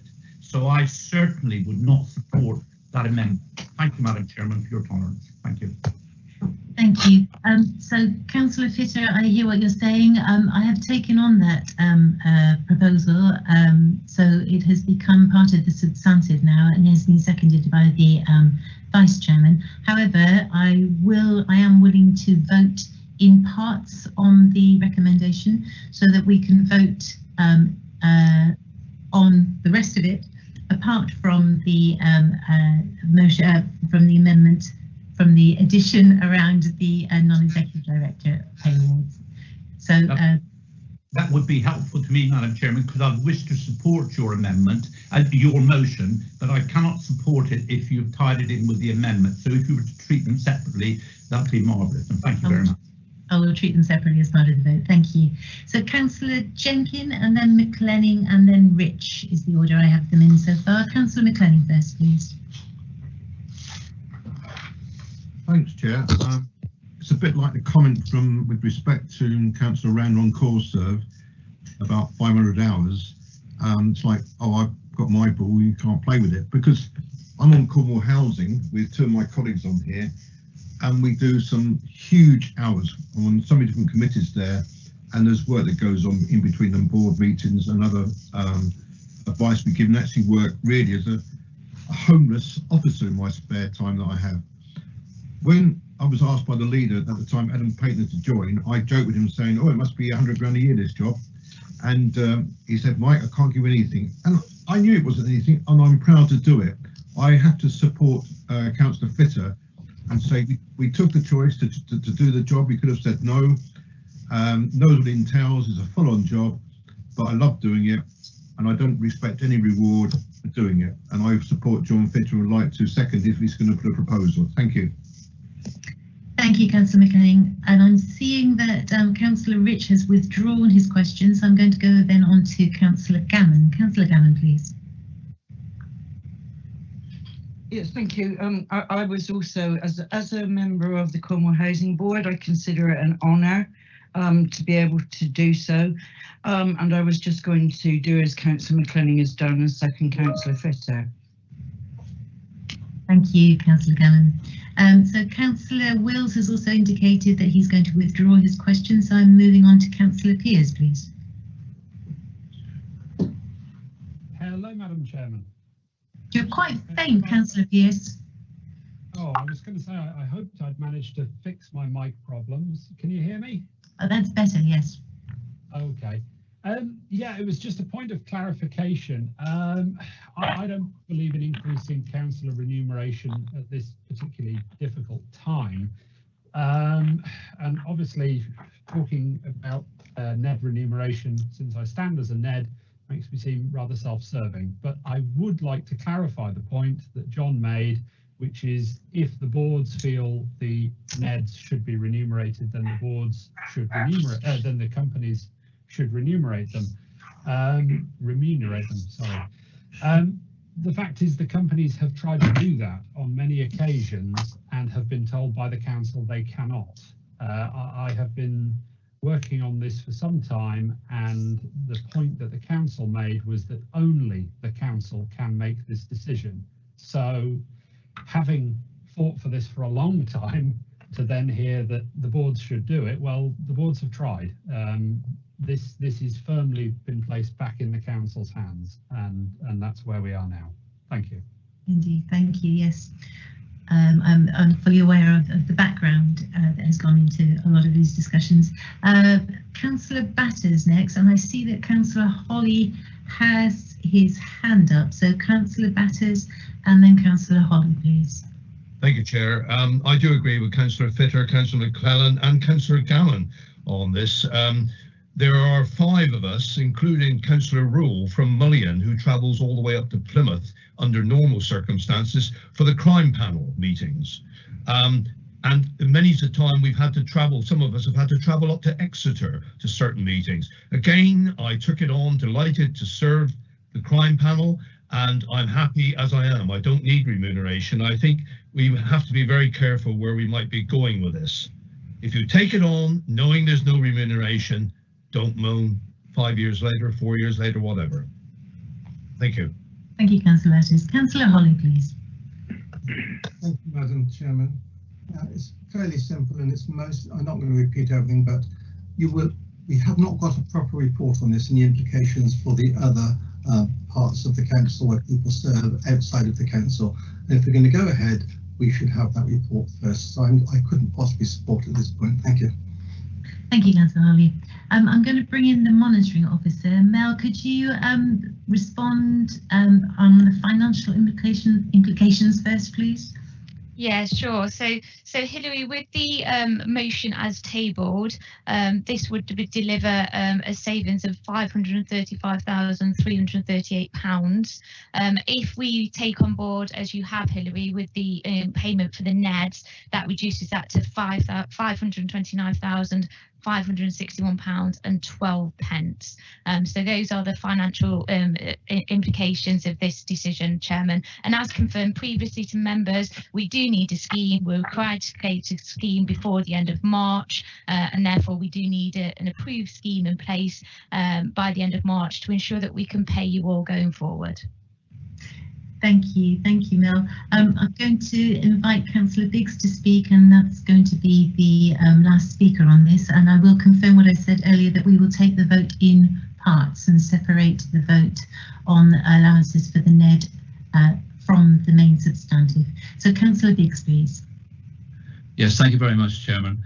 I wonder if we could have a word from the monitoring officer about the conflict of interest between the Companies Act. It's basically between the Companies Act and the Local Government Act, where we have the non-executive directors with a legal responsibility under the Companies Act being paid by Cornwall Council, which have responsibilities under the Local Government Act. And I just wonder whether there isn't actually a problem here where we're actually creating a conflict of interest. And I wonder if we could have some words of advice on that, please. Thank you. Mel? Yeah, so happy to respond on that. So members will recall that we were aware of that apparent conflict previously, and we had a council's advice that recommended against Cornwall Council making payments to our non-executive directors. As was confirmed by the Independent Remuneration Panel, some changes have been made within the Articles of Association of the company. And just to give members some clarity, there's an advice note set out at Appendix 8 of the Independent Panel's remuneration report, and that sets out the revised legal position, which is that effectively Cornwall Council or the group of companies can make a payment towards the non-executive directors, as long as that payment is in line with our proposed members allowance scheme. So having done further legal work, we are satisfied that this payment can be made through the members allowance scheme. Thank you, Mel. Don't leave us, because I think I'm going to invite you to take the vote. First of all, on the as suggested by Councillor Biscoe and Councillor Rand. Could you read out the wording for that, please? And then we'll go to the vote for that. Is that sensible? Yes, certainly, Chairman. So you're going to take the vote in part. Yes. So we will take that part first. And the part that we are taking first, members, is that the course of non-executive directors receive a special responsibility allowance in accordance with the Independent Remuneration Panel recommendations. So, Chairman, if you're happy, I will proceed for the roll call on that basis. If I can ask members to confirm for, against or abstain. Alvey. Martin Alvey against. Atherfold. Councillor Atherfold against. Barnes. Councillor Barnes abstain. Bastin. Councillor John Bastin against. Batters.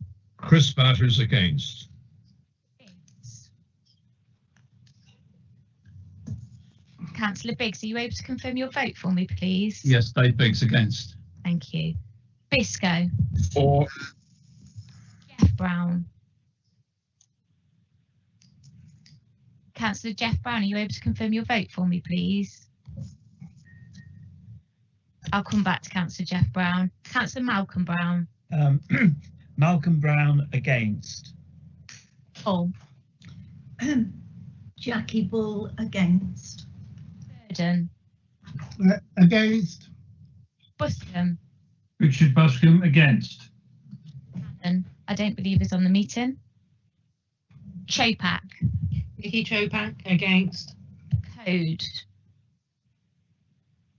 Councillor Code, can you confirm your vote for me? Councillor Code has left the meeting. Thank you, Democratic Services Officer. Cole. For. Collins. For. Baker. I don't believe Craig has returned to the meeting. Davis. Against. Daw. Councillor Daw, are you able to confirm your vote for me? I'll come back to Councillor Daw. Desmond. Against. Dolphin. Against. Duffin. Councillor Duffin, are you able to confirm your vote for me, please? I'll come back to Councillor Duffin. Dwelly. For. Dyer. John Dyer. Against. John Gibbons. Councillor As a former Corsair Ned, I shall abstain. Ethorn Gibbons is the name, if you're wondering. Thank you. And I can see in the chat bar there, just to clarify, we are voting on part of the motion put, and that is that the Corsair Neds receive a special responsibility allowance in accordance with the independent remuneration panel recommendations. Eddie. Martin Eddy against. Edgerton. Bob Edgerton against. Ecclesmith. David Eakin-Smith against. Ellenbrook. Barbara Ellenbrook against. Elliott. Simon Elliott against. Evans. Councillor Evans against. Fairman. Fairman against. Pitter against. Flashman. Against. Fonk. Mario Funk against. Foot against. Formosa.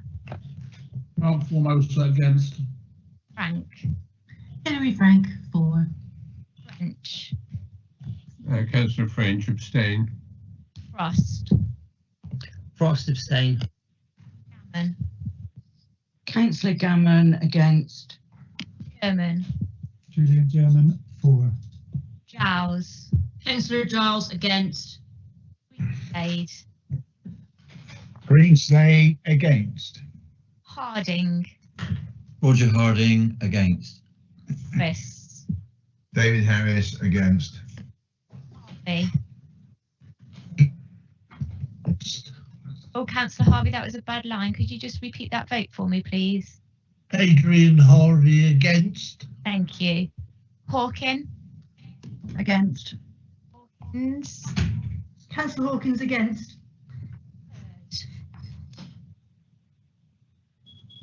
Councillor Hurd. Councillor Hurd against. Haywood.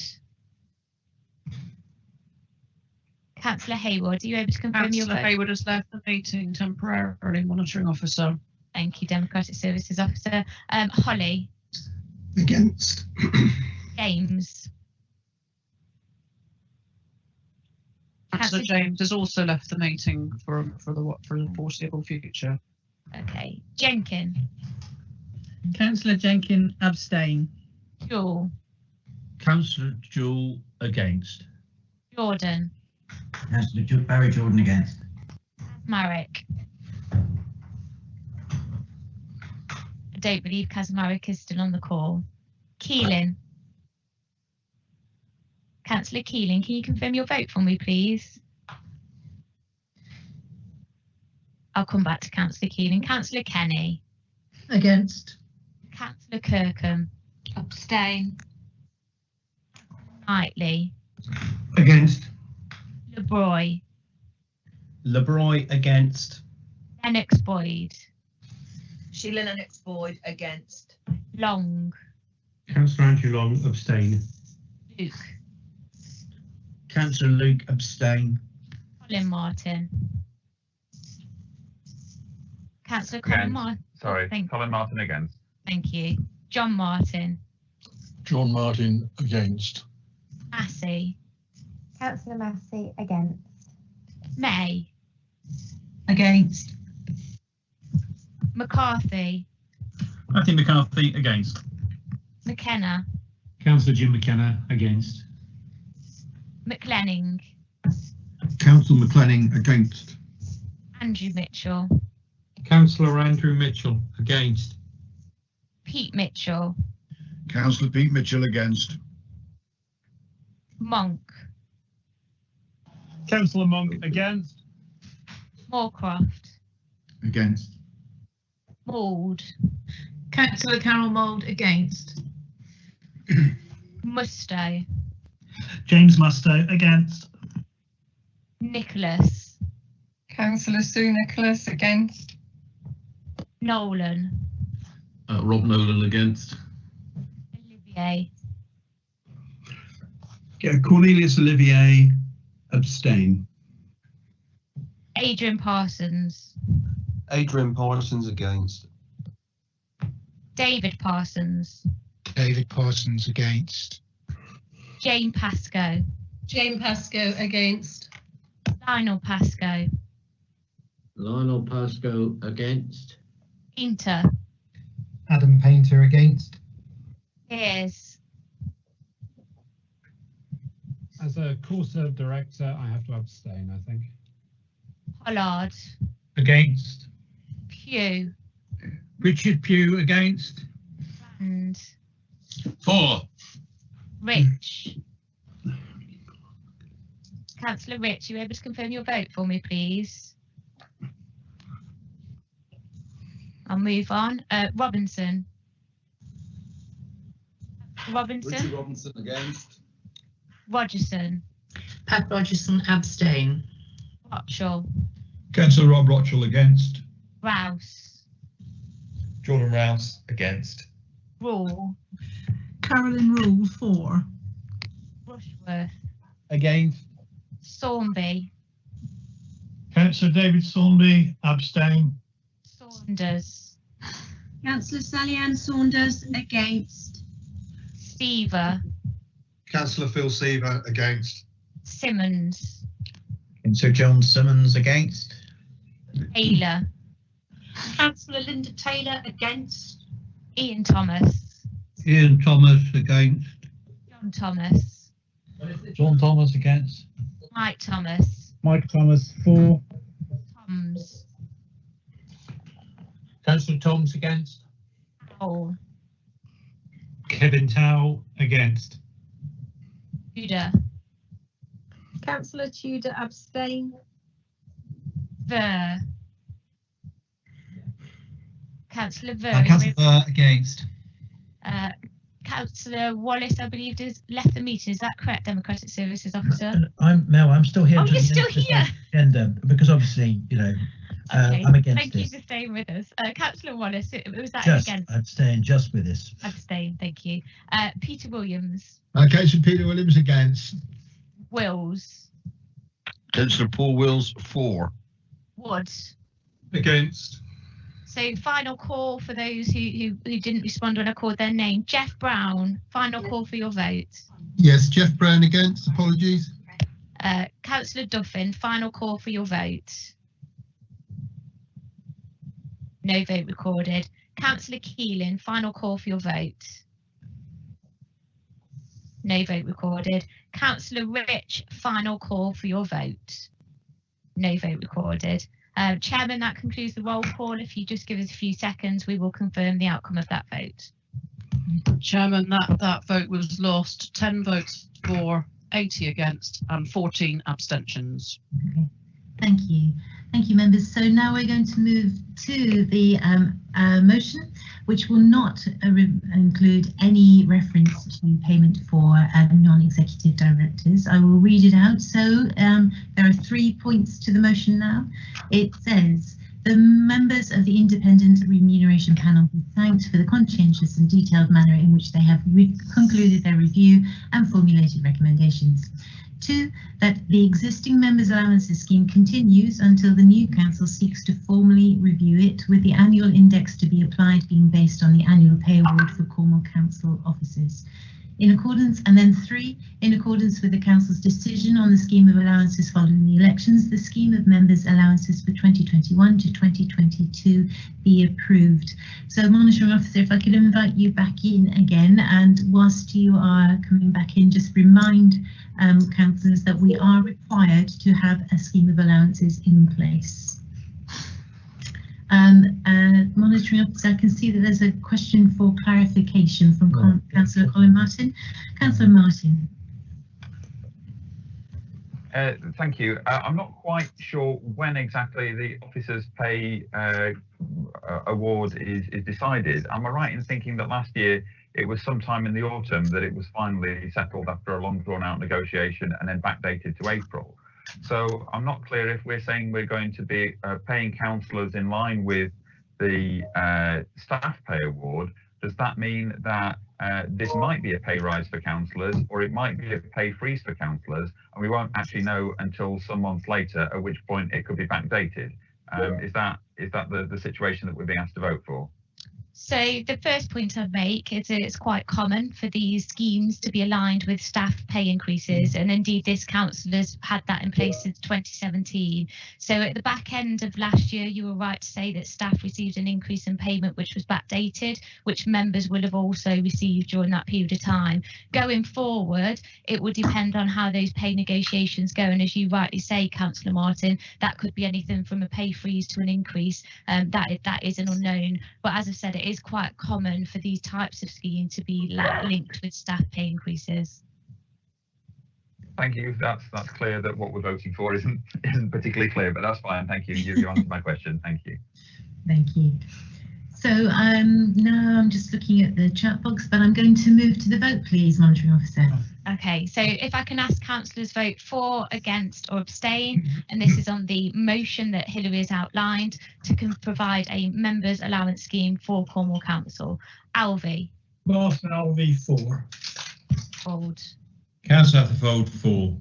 Barnes. Stephen Barnes, 4. Baston. Councillor John Bastin, 4. Sorry, was that my name? Batters, Batters. Yes, you spoke too soon, Mel. I didn't hear it. Yes, I'm for it. Biggs. 4. Bisco. 4. Jeff Brown. Jeff Brown, 4. Brown.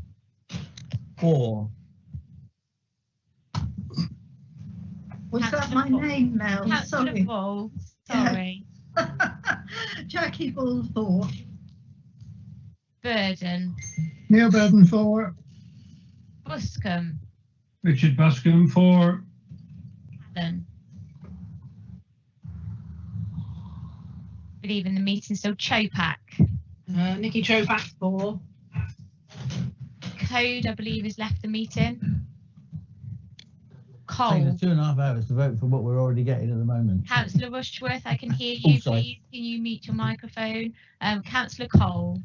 Abstain. Councillor Collins. Jeff Collins, 4. Councillor Craker. Councillor Craker. He's gone. I think he's not returned to the call. Davis. 4. Dorr. Councillor Dorr. I'll come back to Councillor Dorr. Councillor Desmond. Councillor Desmond, 4. Councillor Dolphin. Councillor Dolphin, 4. Duffin.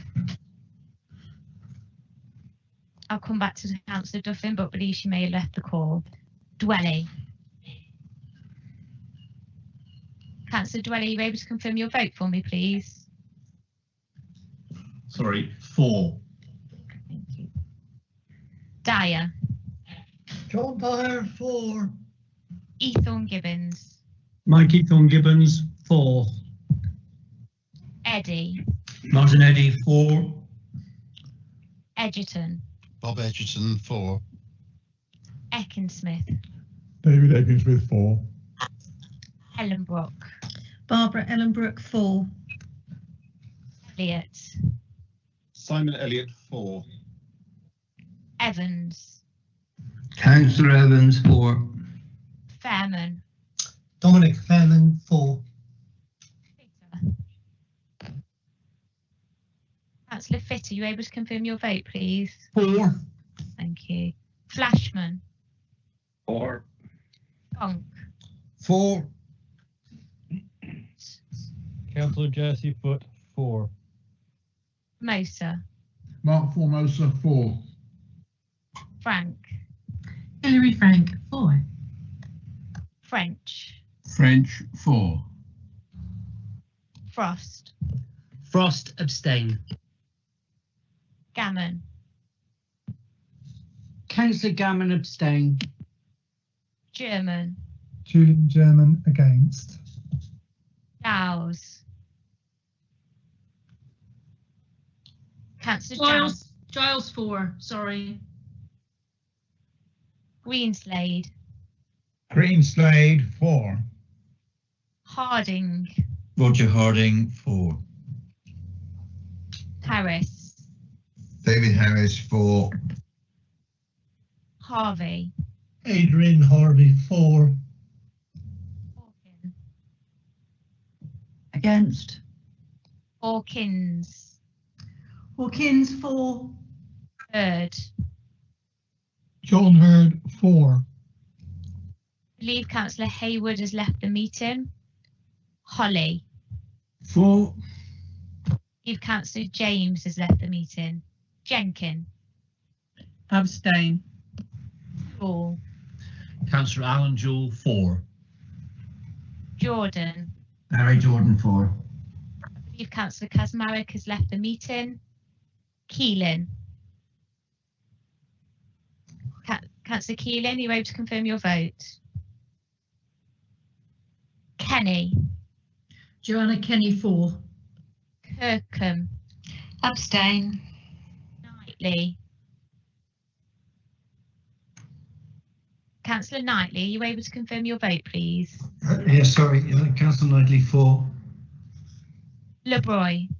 LeBroy against. Lennox Boyd.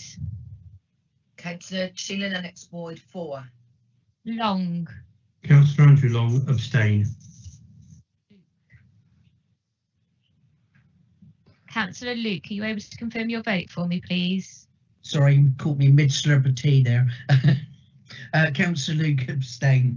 I'm looking forward to a cup of tea. Colin Martin. Voting against, and then giving my apologies. I need to leave now to go and do my second job. Thank you. Okay, thank you for that. John Martin. John Martin 4. Massey. Councillor Massey 4. May. 4. McCarthy. Matthew McCarthy against. McKenna. Councillor Jim McKenna 4. McLenning. Councillor McLenning 4. Andrew Mitchell. Councillor Andrew Mitchell 4. Pete Mitchell. Councillor Pete Mitchell abstain. Monk. 4. Moorcroft. 4. Mould. Carol Mould 4. Musto. James Musto 4. Nicholas. 4. Nolan.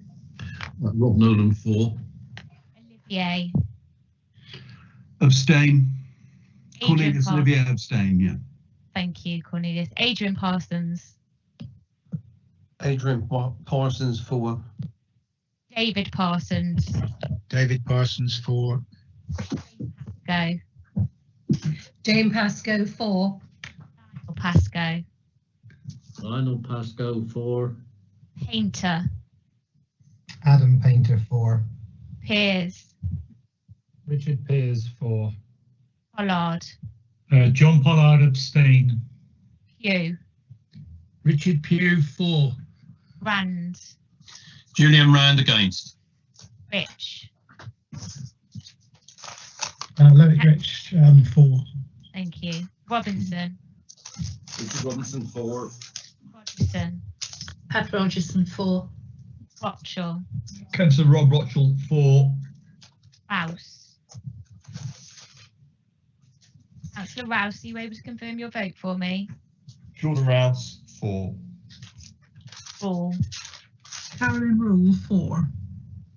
Rushworth. 4. Thornby. Sir David Saundy 4. Saunders. Councillor Sally-Ann Saunders 4. Seaver. Councillor Phil Seaver 4. Simmons. Councillor John Simmons 4. Taylor. Councillor Linda Taylor 4. Ian Thomas. Ian Thomas 4. John Thomas. Councillor John Thomas 4. Mike Thomas. Mike Thomas against. Toms. Councillor Toms 4. Towell. Kevin Tow 4. Tudor. Against. Ver. Councillor Ver 4. Wallace. Andy Wallace against. Peter Williams. Peter Williams 4. Wills. As it's the same as my amendment, surprisingly 4. Wood. 4. So final call for these votes, people. So Councillor Dorr, final call for your vote. Councillor Duffin, final call for your vote. And I can see that Councillor Keeling has sent his apologies, so I won't be taking his vote. So Chairman, that concludes the roll call. If you just give it a few seconds, we'll confirm the vote. Chairman, I can confirm that that vote was carried 86 votes for, 9 against and 10 abstentions. Thank you. Thank you. It's with a great sigh of relief that I hear that the motion was carried forward. Thank you, councillors, for your forbearance, for giving this issue such a great deal of intense scrutiny, and thank you to you all. I'm going to propose, we're well behind schedule, so instead of the quarter of an hour break that I was going to propose in the morning, I'm going to suggest that we go into the lunch break now for 30 minutes, and we will reconvene at 2 o'clock, and once we reconvene we will go through to the end without any break. So councillors, that's a half an hour lunch break from 1:30 till 2 p.m. We will reconvene with item agenda number, so she's scrabbling for her notes. I think it's 9.1 at 2 p.m. Thank you very much, councillors. Oh no, sorry, it was 9.1 capital programme update. Thank you and see you later.